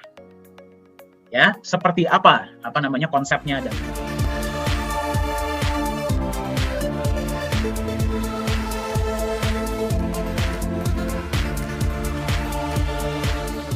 saya mau nanya sama Anda ingin tidak bisa memiliki sebuah aset yang Anda pegang ya berpotensi naiknya hingga 100 kali lipat dalam waktu 5 tahun atau kurang? Kalau saya tanya begitu sama Anda mau nggak? Mau. Ya. Di sini kita tidak berbicara mengenai trading atau gambling ya, atau judi ya, tidak. Di sini kita berbicara tentang aset ya yang Anda pegang, dia berpotensi naik. Kalau tadi jawaban Anda iya, Anda mau, Mari kita lihat sama-sama. Pilihan aset Anda di luar sana itu ada apa saja? Yang pertama dan yang paling terkenal saham. Betul ya? Nah, pertanyaan saya sama Anda, saham bisa tidak memberikan Anda hasil 100 kali lipat dalam waktu 5 tahun atau kurang? Sulit, betul tidak? Sulit ya, karena saham itu ada beberapa keterbatasan. Kemudian aset yang lain di luar sana ada itu adalah properti. Saya tanya lagi sama Anda, bisa tidak properti kasih Anda 100 kali lipat dalam waktu 5 tahun atau kurang? Sulit. Kalau kita masih ngomong 2 kali lipat, 3 kali lipat ya oke lah ya. Tapi kalau sudah 100 kali lipat kayaknya agak sulit ya. Aset lainnya, ada yang bisa memberikan Anda hasil seperti itu? Tidak ada. Bagaimana kalau saya kasih tahu sama Anda bahwa ada satu jenis aset yang sudah terbukti secara historis, secara sejarah ya, dia itu bisa memberikan 100 kali lipat bahkan lebih dalam waktu 5 tahun atau bahkan kurang. Nama aset tersebut adalah aset kripto. Ya, bagi Anda yang nggak paham kripto, simpelnya seperti ini. Aset kripto itu apa sih? Aset digital. Kita akan lihat sama-sama ya. Aset kripto yang paling terkenal itu adalah Bitcoin. Nah, Anda yang mungkin beberapa hari-hari ini, Anda mungkin sering mendengar tentang Bitcoin. Mungkin dari sahabat Anda, atau dari mungkin dari tetangga Anda, atau mungkin Anda baca berita, nonton berita, kok yang dibicarain Bitcoin semua. Seperti apa sih sebenarnya potensi Bitcoin? Kita akan lihat sama-sama. Kalau tadinya di tahun 2013, Anda beli Bitcoin, nggak usah banyak-banyak deh, 15 juta saja. Ya, atau setara dengan sekitar $1.000. Di tahun 2021 awal, ya, $1.000 Anda tadi sudah menjadi hampir 9 miliar rupiah. Atau setara dengan sekitar $600.000. Fantastis tidak kenaikan ini menurut Anda? Sangat. Ya, 600 kali lipat dalam waktu 7 tahun. Gimana lagi Anda bisa mendapatkan kenaikan seperti ini? Ya, tidak ada di luar sana. Nah, inilah potensi dari aset kripto. Nah, sekarang pertanyaan Anda, Pak, kok bisa? Ya, aset kripto ini memberikan hasil yang sangat-sangat fantastis, yang bahkan saham atau properti pun nggak bisa berikan. Nah, kita akan lihat alasannya. Banyak orang akan bilang sama Anda, alasannya itu mungkin gara-gara teknologinya canggih. Ya, atau komunitasnya besar. Ya, sebenarnya mereka itu benar. Ya, memang teknologinya canggih, komunitasnya besar. Tapi sebenarnya alasannya itu sangat simpel. Ya, logika. Alasan pertama, market aset kripto Anda itu global. Kalau Anda beli saham, Anda bisa nggak? Misalkan beli dari Indonesia ya, bisa nggak Anda jual ke luar negeri? Tidak bisa. Kalau Anda beli kripto, misalkan Bitcoin, atau Ethereum, atau Nagaya di Indonesia, bisa nggak Anda jual ke negara lain? Bisa. Berarti market Anda bukan cuma 250 juta orang, tetapi 8 miliar orang. Market Anda besar, betul nggak? Ya, pada saat ini kalau misalkan ya, sekarang di Indonesia sudah malam. Di luar negeri, di Eropa atau di Amerika, masih pagi, masih siang. Berarti market Anda itu terbuka 24 jam, 7 hari seminggu. Ya, market yang sangat besar inilah alasan pertama kenapa potensi yang diberikan aset kripto itu jauh dibandingkan dengan aset-aset lainnya. Itu yang pertama. Ya, dan yang kedua, kalau kita berbicara supply atau jumlahnya terbatas. Nah, maksudnya bagaimana tuh, Pak? Kayak contohnya Bitcoin, ya. Dari awal kalau sudah ditentukan nilai jumlahnya cuma ada 21 juta, ya dia nggak bisa nambah dari 21 juta. Nah, Gaya dari awal ditentukan cuma 50 juta, dia nggak bisa nambah. Ya, jadi Anda bayangkan market yang sangat besar, supply-nya terbatas. Demand yang besar, supply terbatas. Apa yang terjadi dengan harga? Naik. Nah, tapi per presentasi ini dibuat, Anda mungkin melihat dan Anda mungkin bertanya, Pak, tapi harga Bitcoin turunnya sangat drastis. Ya, turunnya tinggi sekali. Kok bisa naiknya sangat tinggi, turunnya sangat tinggi? Nah, inilah kenapa pentingnya ada yang namanya underlying asset. Ya, kalau aset kripto ini tidak ada backup asetnya, aset lain ya, yang jauh lebih mature, jauh lebih matang, mereka itu akan sangat mudah digoyang oleh pasar. Nah, jadi sebuah aset kripto dengan potensi yang sangat fantastis, Anda setuju ya, potensinya fantastis. Kalau misalkan ditambahkan dengan backup aset real, aset lain, contohnya emas, menurut Anda bagaimana potensinya? Ya, kalau naik akan sangat tinggi, tapi dia tidak akan turun di bawah nilai aset yang membackup, betul tidak? Nah, itulah kenapa hari ini saya akan perkenalkan Anda kepada sebuah aset digital hybrid crypto aset pertama di dunia yang di backup oleh sebuah underlying aset. Namanya adalah Nagaya. Secara simpel adalah sebuah bukti digital kepemilikan sejumlah emas murni. Kenapa Nagaya lah yang dipilih sebagai satu-satunya alat tukar di sebuah mall? Kita akan lihat sama-sama. Setiap koin Nagaya yang Anda pegang, berapapun koin Nagaya yang Anda miliki, setiap koin Nagaya Anda itu adalah bukti kepemilikan sejumlah emas murni, emas fisik, ya. Di mana disimpannya, seperti apa emasnya, kita akan lihat sama-sama. Ya. 50% dari dana awal Anda digunakan untuk beli emas. Ya, bukan 100% ya. Kenapa? Karena kalau misalkan 100%, ya berarti dia segitu-segitu aja selama-lamanya, betul tidak? Ya, konsep inilah yang membuat Nagaya yang dipilih sebagai alat tukar di mall tersebut. 50% di awal digunakan untuk beli emas, yang berarti emas ini bertindak sebagai pelindung nilai. Ya, kita tahu ya, yang namanya pasar bisa naik, bisa turun, apalagi pasar aset digital. 50% ketika sudah di-backup oleh emas, dia melindungi nilai Nagaya Anda. Jadi kalau dia naik, dia bisa naik sangat tinggi, tapi dia tidak akan turun di bawah nilai emas yang membackup. Masuk akal? Nah, yang lebih hebat lagi, emas yang membackup setiap koin Nagaya Anda bisa bertambah jumlahnya. Ya, berarti misalkan pada hari ini setiap koin Nagaya Anda di-backup oleh 0,001 gram emas. Bulan depan bisa jadi 0,002 gram emas. 0,003 gram emas. Senang nggak Anda megang Nagaya kalau emasnya bertambah? Senang. Ya, dan yang bertambah adalah jumlah emasnya. Datangnya dari mana? Ya, karena Nagaya akan menjalankan proyek-proyek real, proyek-proyek fisik. Ya, yang nanti dari net profitnya akan ada alokasi untuk menambahkan hak emas Anda dalam bentuk gram dan juga memberikan Anda profit sharing tambahan dalam bentuk US dollar. Ya, berarti Anda megang koin Nagaya, 50% yang sudah di backup emas dan emasnya bisa bertambah lagi setiap bulan. Ya, senang nggak Anda megang Nagaya? Senang. Ya, sekarang Anda bayangkan, inilah kenapa Nagaya ini sedang sangat viral. Ya, dan digunakan di mall. Dari satu proyek, Anda menerima penambahan emas dan profit sharing sebulan 1 kali. Bagaimana nanti kalau 2 proyek sudah jalan? Berarti Anda menerima 2 kali, betul? 2 kali sebulan. Bagaimana kalau proyek ketiga sudah jalan? Berarti Anda menerima tanpa harus Anda apa-apakan ya. Anda hanya memegang saja koin Anda menerima penambahan emas dan profit sharing dari 3 proyek. Bagaimana kalau ada proyek keempat, misalkan kita jalankan di properti atau di real estate? Ya, Anda akan menerima dari 4 proyek. Ya, dan seterusnya. Ya, berarti Anda megang Nagaya tanpa Anda harus apa-apakan. Di backup emas dan emasnya bertambah terus dari proyek-proyek yang kita jalankan. Ya, belum lagi kita berbicara tentang benefit dari profit sharing. Ya, itulah alasannya kenapa Nagaya lah yang dipilih sebagai alat tukar di P4 Lala Square di Sejong City. Sekarang kita lihat sama-sama, inilah potensi penambahan emas Anda per Nagaya ya dalam waktu ke depan. Jadi Anda bayangkan ya, market aset digital itu bisa naik bisa turun. Ya, kalau naiknya sangat tinggi, turunnya pun sangat tinggi. Tapi di Nagaya, karena aset Anda di backup emas, dan Anda bisa lihat ya, garis yang hijau, emasnya terus bertambah. Yang berarti, kalau dia turun, dia tidak akan turun di bawah nilai emas yang membackup. Karena Anda nggak akan mau jual Nagaya Anda di bawah nilai emas yang membackup, betul tidak? Ya, yang berarti nilai Nagaya ke depannya akan relatif lebih stabil, jauh lebih stabil, dengan kecenderungan naik ke depannya.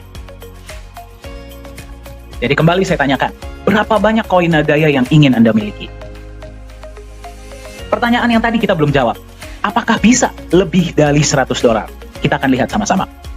Mari kita lihat ya, dari zaman dulu, potensi emas sampai sekarang, itu bagaimana? Ya, naik terus.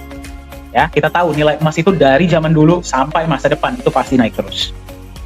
Bitcoin, ya, itu adalah aset digital yang pertama. Mungkin Anda sudah sering dengar, ya. Bitcoin itu hanya aset digital, ya, tanpa di backup emas, tapi Anda bisa lihat potensi kenaikannya sangat luar biasa. Kenapa? Karena potensi aset digital itu marketnya sangat besar dan supply-nya terbatas. Supply Bitcoin hanya ada 21 juta yang bisa beli dari seluruh dunia. Ya, bagaimana dengan Nagaya? Nagaya sama tidak seperti Bitcoin? Sama. Ya, Bitcoin bisa naik dari harga 1 sen dolar atau sekitar 140 rupiah di tahun 2008 sampai sekarang ada di sekitar 35.000 dolar atau 40.000 dolar. Berarti harga ada di sekitar 600 jutaan.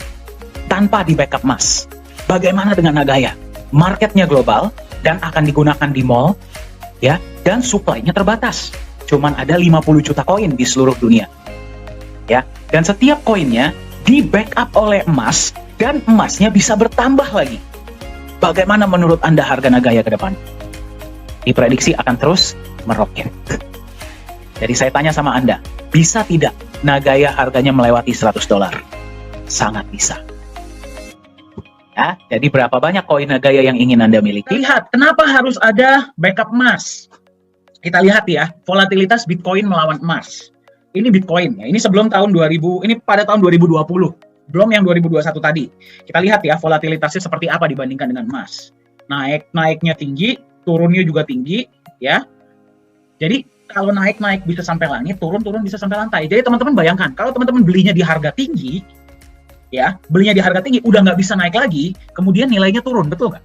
Turunnya itu bisa hilang sampai 20-30% sehari. Ya, saya nggak bilang volatilitas itu jelek. Ada beberapa teman-teman kita di luar sana itu yang senang dengan trading. Kalau lagi turun, beli. Kalau lagi tinggi, jual. Ya, di sini tidak. Ya, di sini banyak dari kita yang bukan trader. Nggak bisa ya setiap hari memperhatikan chart, ya kan? Terus ngelihat analisanya seperti apa, tidak bisa. Sangat sulit. Ya, nggak semua orang bisa. Nah, makanya kalau kita lihat emas, walaupun dia ada turunnya, tapi kecenderungannya jangka panjang naik. Betul? Jadi emas itu bertindak sebagai pelindung nilai agar nilai Nagaya teman-teman tetap stabil tapi kecenderungannya ke depannya naik. Ya, jadi itulah fungsi dari emas, ya. Nah, jadi cara kerja Nagaya itu seperti apa nih? Misalkan teman-teman hari ini bilang, "Oke deh, saya mau nyoba deh belajar berinvestasi ya, beli koin Nagaya." Misalkan berapa? 2, 3, 5 koin kek, terserah ya. Nah, cara kerjanya itu seperti apa? Ya.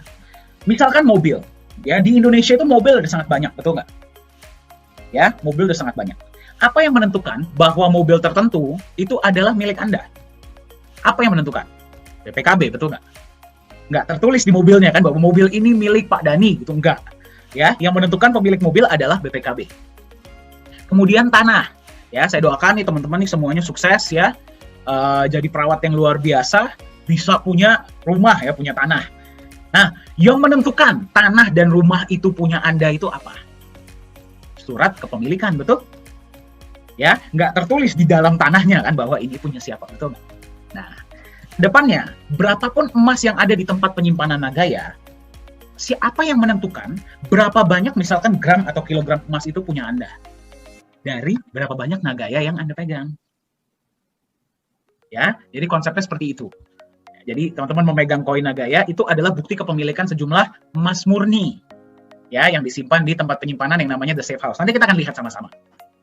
Nah, logikanya kalau misalkan koin Nagaya yang teman-teman pegang itu sama dengan dalamnya ada emasnya, berarti harusnya nilainya itu mengikuti nilai emas juga dong. Kalau emas turun ya turun, kalau dia naik ya naik. Nyatanya tidak. Emas tadi kita lihat secara jangka panjang nilainya naik terus. Ya, Bitcoin itu disebut sebagai emas digital. Padahal nggak ada emasnya di sana. Tapi bagaimana harganya? Naik. Ya, bagaimana dengan Nagaya? Nagaya yang teman-teman pegang, yang harganya sekarang masih relatif lebih murah ya dibandingkan dengan Bitcoin. Ya, teman-teman beli berapa Nagaya misalkan? Bedanya Nagaya dengan Bitcoin sama-sama aset digital. Bedanya Nagaya ada emasnya. Ya, dan emasnya bisa bertambah seiring waktu. Ya, bagaimana dengan harga Nagaya? Diprediksi akan terus naik. Nah, tapi teman-teman satu hal yang paling kita tekankan di sini seperti ini. Di Nagaya kita nggak mau memberikan janji-janji yang kelewat manis ya, seperti banyak perusahaan-perusahaan di luar sana. Mayoritas dari mereka itu memberikan janji-janji yang mayoritas nggak bisa ditepati. Nah, di Nagaya yang paling kita tekankan itu adalah legalitas dan transparansi. Sebagai pemegang Nagaya, Anda bisa melihat transparansi yang diberikan oleh Nagaya. Kenapa? Karena misi Nagaya adalah jangka panjang. Kita mau menciptakan keluarga dengan kepercayaan ya yang jangka panjang. Apa saja transparansi dari Nagaya? Kita bisa lihat sama-sama. Yang pertama adalah transparansi cadangan emas. Anda bisa melihat cadangan emas Nagaya itu seperti apa. Yang kedua, transparansi tempat penyimpanan emas Nagaya. Yang berarti Anda bisa lihat emas Nagaya Anda itu disimpannya di mana. Ya. Transparansi laporan laba rugi proyek Nagaya. Setiap proyek-proyek yang dijalankan oleh Nagaya itu semua bersifat fisik ya, tidak ada proyek digital, dan keuntungan dibagi seperti secara syariah. Ya, jadi berapapun keuntungannya dibagi rata ke 50 juta koin yang berhak dapat. Ya. Dan Anda bisa melihat laporan laba ruginya. Kemudian Anda juga bisa melihat transparansi hasil audit emas dan semua proyek-proyek Nagaya. Mari kita lihat sama-sama transparansinya seperti apa. Yang pertama, Anda bisa melihat emasnya seperti apa, ya. Emasnya dibeli dari mana, emasnya jenis apa, kemudian bukti pembeliannya seperti apa, Anda bisa lihat. Ya, itu yang pertama. Yang kedua, emas Anda disimpan di satu tempat yang namanya The Safe House Singapura. Tempat ini diregulasi oleh pemerintah Singapura dan digunakan oleh banyak bank-bank besar dan institusi besar untuk menyimpan logam mulia mereka. Seperti apa tempatnya, seaman apa tempatnya, kita akan lihat sama-sama. Ini adalah CEO Nagaya, yaitu Pak Yohanes Chandra. Anda yang sudah sering ikut sesi-sesi online, pasti beberapa kali sudah melihat ya, beliau sering sharing. Nah, ini adalah ketika emasnya akan disimpan di dalam kotak. Anda bisa lihat ya, harus terlebih dahulu diberikan kepada staf The Safe House untuk mereka periksa. Setelah mereka sudah memeriksa, mereka akan simpan di dalam kotak. Kita dari pihak Nagaya sudah tidak boleh lagi menyentuh emas tersebut. Setiap kali ada penyimpanan emas, pasti ada saksi ya dari berbagai negara yang bisa menyaksikan penyimpanan emas tersebut. Seperti yang Anda tadi lihat ya.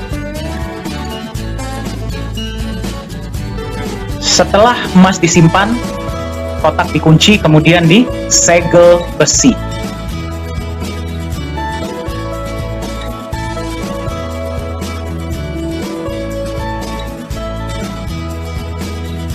Nah, selain transparansi emas, juga Anda bisa melihat adalah transparansi dari proyek-proyek yang akan dijalankan. Ya, sekarang yang baru dijalankan adalah satu proyek. Pada saat video ini dibuat, ya, presentasi ini dibuat. Dari proyek tersebut setiap bulan akan menampilkan laporan laba rugi. Laporan laba rugi ini bisa Anda lihat ya, jadi setiap bulan net profit berapa, pembagian untuk emas berapa ya, dan kemudian dibagi ke berapa banyak Nagaya, Anda bisa melihat semuanya jelas. Dan akan diaudit juga setahun sekali. Nah, salah satu alasan lain kenapa Nagaya lah yang dipilih sebagai alat tukar ya di mall tersebut, di Mall T4 Lala Square ini. Tadi Anda sudah lihat ya, transparansi emasnya jelas, tempat penyimpanannya aman, proyek-proyeknya pun jelas. Sekarang Anda bisa melihat inilah legalitas perusahaan Nagaya Technologies Private Limited yang terdaftar resmi di pemerintah Singapura. Ya, Anda kalau masuk ke website pemerintah Singapura, Anda bisa cek transparansinya, semua detailnya Anda bisa dapatkan. Ini adalah tim manajemen kita. CEO adalah Pak Yohanes Chandra, beliau lulusan Jerman, sudah berada di dunia blockchain dan kripto ya, dan IT dari tahun 2011. Jadi beliaulah yang membuat seluruh sistem blockchain dari Nagaya. Ya, bagi Anda yang bertanya, Nagaya ini adalah mainnet, bukan token. Ya. Nah, co-founder adalah Ibu Yuli Yolanda, beliau berdomisili di Singapura ya, dan menghandle kantor-kantor kita di Singapura. Suami beliau adalah rekanan bisnis dari Bapak Anthony Salim. Ya, mungkin Anda sudah pernah dengar beliau. Chief Marketing Officer adalah Profesor Jung, ya, beliau mantan anggota dari government ya, atau pemerintahan Korea Selatan, dan juga dosen. Ya, beliaulah yang memegang aktivitas kita di Korea Selatan. Beliau juga lah yang berhasil menggolkan proyek dengan T4 Lala Square ini. Koh Hui Hui adalah Chief Communication Officer, berdomisili di Singapura. Pengalaman beliau adalah 17 tahun di Singapore Airlines atau SQ. Ya, di bidang marketing communication. Ketika melihat konsep Nagaya, beliau bergabunglah menjadi bagian dari manajemen inti Nagaya. Business Development Manager adalah Pak Yosua Hadi. Beliau sudah 33 tahun ya memegang perusahaan-perusahaan marketing, dan sekarang beliau menyebarkan informasi mengenai Nagaya ini ke seluruh pelosok-pelosok Indonesia. Ya, jadi jika Anda ingin di kota Anda bisa lebih mengenal tentang Nagaya, silahkan hubungi Pak Yosua Hadi. Dan yang paling kiri adalah saya ya. Saya yang memegang digital media dan training. Saya bersyukur ya bisa menjadi bagian dari Nagaya di tahun 2020 awal, 2019 akhir sebenarnya ya.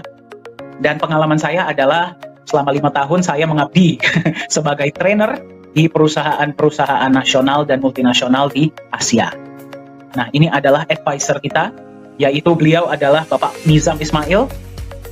Pengalaman beliau adalah beliau merupakan seorang mantan wakil direktur dari Monetary Authority of Singapore. ya. Berarti kalau bagi Anda yang bertanya, MAS itu seperti Bank Sentral dan OJK-nya Singapura jadi satu lah. Ya, sampai hari ini beliau masih aktif di dunia hukum, masih aktif di dunia perbankan ya, dan juga blockchain dan cryptocurrency. Kenapa kita mau menunjukkan Anda ini? Ya, yang pertama adalah kita ingin menunjukkan bahwa manajemen Nagaya ini bisa Anda temui. Ya, Pak Yohanes Chandra, Pak Yosua Hadi, saya ya, Anda bisa bertemu di pertemuan-pertemuan bahasa Indonesia dan internasional. Begitu juga dengan Ibu Yuli, Ko Hui Hui, dan Profesor Jung ya, dan Pak Nizam juga nanti kita akan undang untuk acara-acara. Yang pertama adalah Anda bisa bertemu, berjumpa dan mendengar langsung dari mereka. Yang kedua adalah Anda bisa melihat ya bahwa manajemen Nagaya ini datang dari berbagai background, berbagai latar belakang. Ya, kita percaya bahwa kalau sebuah perusahaan IT hanya mementingkan teknologi saja, Anda juga pasti percaya ya, itu tidak akan berjalan lancar kecuali konsep bisnisnya pun bagus dan dijalankan dengan benar. Ya, Anda bisa lihat manajemen kita, background-nya ada yang dari pemerintahan, ada yang dari bisnis, ada yang dari perbankan, ada yang dari IT, ya, dan macam-macam. Untuk membuat Nagaya ini terus menjadi tambah kokoh, tambah maju, dan bisa menjadi manfaat ya, memberikan kesejahteraan bagi sebanyak-banyaknya pemegang Nagaya di luar sana. Ini adalah kantor kita, kalau Anda mau mampir di Singapura dan di Korea Selatan, silahkan ya. Nah, jadi karena berita ini ya bahwa Nagaya ini akan digunakan sebagai satu-satunya alat tukar ya di seluruh blok mall di P4 Lala Square ini, berita ini sudah mencapai di negara-negara lain. Ingat ya, Nagaya ini cuma ada 50 juta koin ya, 5 juta disimpan di perusahaan, 45 juta kita lepas ke publik dan bisa dibeli oleh semua orang di seluruh dunia. Ya, jadi karena Anda sekarang bertemu dengan Nagaya di harga 1,9, Anda masih mendapatkan di salah satu harga awal. Anda bayangkan nanti ketika sudah digunakan di mall, berapa harga Nagaya pada saat itu. Ya, ini adalah salah satunya ya. Kemarin ada sebuah acara ya yang namanya adalah DAO Consensus Summit di Dubai, tanggal 16 sampai 21 Maret 2021. Dihadiri oleh 148 negara ya. Nah, ini adalah saya dan Pak Yohanes Chandra kemarin ketika kita diundang. Dan kita memang satu-satunya ya perusahaan yang memang perusahaan kripto. Dan kita diajak untuk berbicara mengenai konsep Nagaya. Ya. Nah, ini bisa lihat ketika sesi kita ya. Kembali dari 148 negara di seluruh dunia. Dan ketika pada saat itu terjadi, langsung pembelian Nagaya dari banyak negara ini langsung meledak. Ya, mungkin Anda yang sudah bersama Nagaya dari beberapa waktu yang lalu, Anda pasti tahu ya, ada beberapa pembelian-pembelian besar yang Anda bisa lihat di Transparency Report, itu dari beberapa negara-negara di luar Indonesia.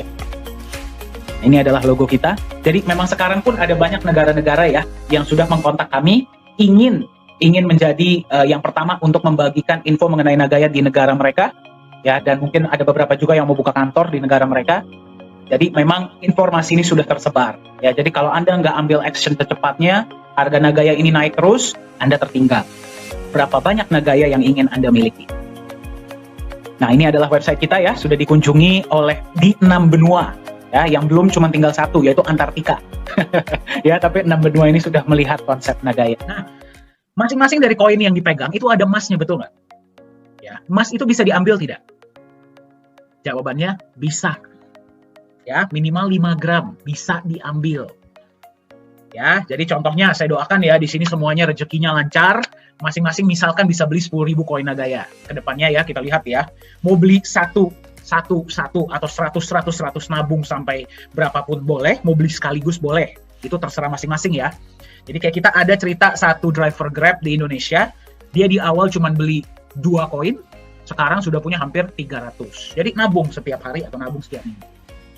Nah, kalau misalkan emasnya mau diambil, contohnya dari 10.000 tadi, 1.000 mau dikembalikan, saya mau ngambil emasnya misalkan. Bisa nggak? Bisa. Ya, contohnya pada saat itu, ini asumsi ya, misalkan pada saat itu emasnya udah 0,1 gram per koin. Contoh ya, ini asumsi. Berarti dari 1.000 Nagaya, emas yang bisa diambil 100 gram emas. Silahkan dibawa pulang. Ya. Nah, 1.000 Nagaya yang tadi dikembalikan akan di-burn atau dimusnahkan. Berarti koinnya tambah lama tambah sedikit. Nah, saya tadi belum kasih lihat ya, bahwa supply total Nagaya cuma ada 50 juta. 50 juta koin.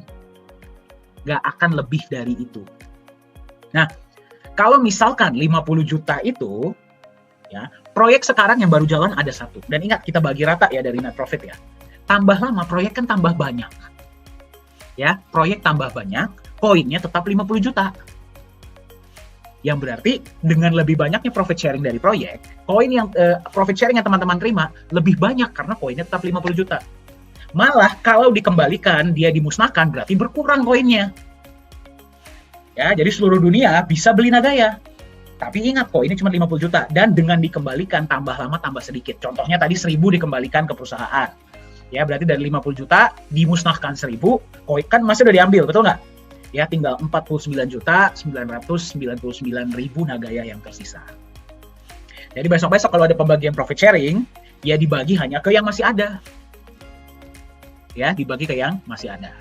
Jadi tambah lama koinnya berkurang, proyek tambah lama tambah banyak. Makanya di sini teman-teman selalu doakan Nagaya, ya, agar proyeknya lancar, manajemennya sehat terus, ya, agar kita bisa memberikan profit sharing kepada teman-teman. Misi kita di Nagaya seperti yang tadi kita share sama Anda ya. Kita ini menurut kami yang paling penting adalah kami ingin membangun kepercayaan. Kepercayaan jangka panjang. Tapi pertanyaannya adalah kepercayaan siapa? Ya, apakah hanya kepercayaan Anda sebagai pemegang Nagaya? Nah, kalau Anda kan sudah pegang Nagaya ya, berarti Anda harus percaya mau nggak mau, betul tidak? Ya, tapi juga kepercayaan Anda, ya, mereka-mereka yang memang masih belum beli Nagaya. Nah, kenapa membangun kepercayaan itu sangat penting? Ya, karena kedepannya visi kita adalah yang pertama, kita ingin bisa digunakan sebagai alat pembayaran. Nah, ini kita benar-benar sangat terkejut dan bangga sih, dan happy ketika kita dipanggil di pihak Mall Korea ini, P4 Lala Square, mereka akan menggunakan kami. Nah, ini kami belum masuk market. Ya, bayangkan nanti ketika sudah masuk market. Itu yang pertama. Yang kedua, kami ingin membangun di Nagaya itu namanya adalah peer-to-peer lending platform, ya. Yang berarti ke depannya masyarakat dunia dari berbagai negara itu nanti bisa saling pinjam meminjam uang menggunakan Nagaya sebagai jaminan. Nah, Anda bayangkan, misalkan Anda tinggal di Indonesia atau di Malaysia, dimanapun Anda berada, di Taiwan atau di Hong Kong, ya. Anda ingin meminjam uang dari orang luar negeri, misalkan dari orang Singapura. Nah, Anda kan belum kenal beliau belum kenal Anda, betul? Betul tidak? Nah, pasti mereka membutuhkan yang namanya jaminan. Apalagi kalau Anda meminjam jumlahnya besar. Nah, daripada Nagayanya Anda jual, terkadang kita itu butuh pinjaman hanya untuk jangka pendek, betul tidak sih? Kadang-kadang kita nggak perlu buat jangka panjang. Daripada Nagayanya Anda jual, Anda jaminkan saja. Anda bilang sama mereka, saya punya Nagaya, sejumlah Nagaya yang hak emasnya sekian. Nah, orang tersebut sudah percaya bahwa Nagaya ini perusahaannya jelas, sudah percaya bahwa Nagaya ini emasnya jelas, sudah percaya bahwa Nagaya proyek-proyeknya jelas, tim manajemennya jelas. Mereka lebih nyaman tidak untuk menerima Nagaya sebagai jaminan? Nyaman. Ya, ada sebuah statistik yang menunjukkan ya, ini dari elitemarketresearch.com, bahwa global peer-to-peer lending market itu diekspektasi akan mencapai 558 miliar dolar pada tahun 2027. Kalau misalkan Nagaya nanti masuk memfasilitasi hal-hal ini, ya, memfasilitasi peer-to-peer lending, menurut Anda, kita kalau ambil 1%-nya saja, gak usah deh, 0,1%-nya saja dari market share ini, lumayan tidak? Lumayan untuk kita jalankan proyek, berikan Anda dalam bentuk penambahan emas dan profit sharing, betul? Nah, kenapa kita mau tunjukkan Anda ini? Ini adalah rencana, ya, yang akan kita jalankan di roadmap ini, sudah adalah bagian dari roadmap kita. Saya mau Anda membayangkan kemana Nagaya bisa mengarah ke depannya dengan konsep yang seperti ini. Anda sudah melihat konsep Nagaya itu seperti apa? Pertanyaan saya kepada Anda sekarang adalah, di harga berapa Anda mau memiliki koin Nagaya? Mari kita lihat sama-sama perkembangan koin Nagaya, ya. Pertama kali diluncurkan pada tahun 2018, harga satu koin Nagaya adalah $1 per koin. Di akhir tahun 2020, proyek pertama dimulai, ya, harga naik menjadi, yang bisa Anda lihat di layar ya, $1,1. Respon sangat positif, ya.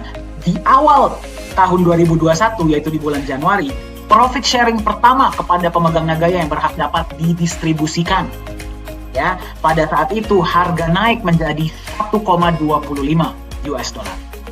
Semenjak bulan Januari hingga pada saat presentasi ini dibuat, setiap bulan Nagaya rutin membagikan benefit dari proyek. Ya. Bulan berikutnya benefit kembali dibagikan, harga naik menjadi $1,36. Bulan selanjutnya ya, profit sharing dan penambahan emas dibagikan, harga naik menjadi 1,48 US dollar. Bulan selanjutnya kembali dibagikan, harga naik kembali menjadi 1,61 US dollar. Bulan selanjutnya 1,75 US dollar. Bulan selanjutnya 1,9 US dollar.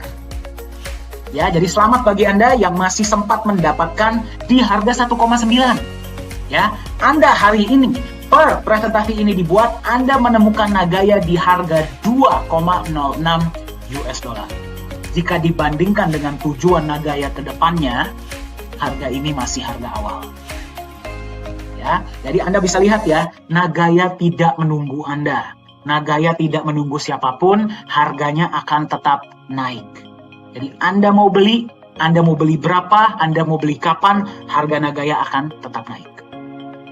Nah, pertanyaan beberapa teman-teman kita adalah, apakah Nagaya sudah bisa diperjualbelikan di market kripto global? Jawabannya adalah, target Nagaya akan masuk market akhir tahun 2021 atau awal tahun 2022. Ya, apakah bisa Anda belinya nanti saja ketika Nagaya sudah masuk market? Bisa. Ya, tapi kita harus ingat, pada saat itu berarti yang mengetahui informasi mengenai Nagaya dari seluruh dunia. Ya, bisa atau tidak? Bisa, tapi kita nggak tahu pada saat itu harga Nagaya sudah berapa. Ya, yang pasti sudah naik, tapi kita nggak tahu di mana. Mungkin sudah di sini. Ya. Bagaimana ketika Nagaya sudah digunakan di P4 Lala Square di Sejong City, Korea Selatan? Ya, mereka yang beli Nagaya pada saat itu, seperti yang tadi saya bagikan di awal ya, mereka beli bukan karena mereka mau memiliki aset jangka panjang saja, tapi mereka beli karena mereka punya kebutuhan. Ya, jadi mereka tidak akan berpikir untuk membeli Nagaya karena harus. Ya, jadi kita tidak tahu pada saat itu harga Nagaya sudah berapa. Ya, dan seterusnya. Ya, Nagaya tidak akan berhenti di 100 dolar. Kita tidak akan berhenti sekedar di P4 Lala Square. Akan ada lebih banyak inovasi-inovasi, akan ada lebih banyak penggunaan-penggunaan, akan ada lebih banyak proyek-proyek yang akan dijalankan. Ya, tetapi ingat, harga Nagaya akan tetap naik dan jumlahnya hanya 50 juta, tidak bisa bertambah. Ya, yang membeli Nagaya bisa dari 8 miliar orang dari seluruh dunia. Ya, jadi silahkan Anda tentukan. Ya, ketahuilah apa alasan Anda ingin memiliki Nagaya, berapa banyak Nagaya yang Anda miliki, yang ingin Anda miliki, dan di harga berapa Anda akan membeli Nagaya. Masa depan Anda ditentukan oleh keputusan yang Anda ambil hari ini. Silahkan hubungi yang memberikan Anda informasi ini agar Anda bisa mendapatkan aset Nagaya Anda hari ini.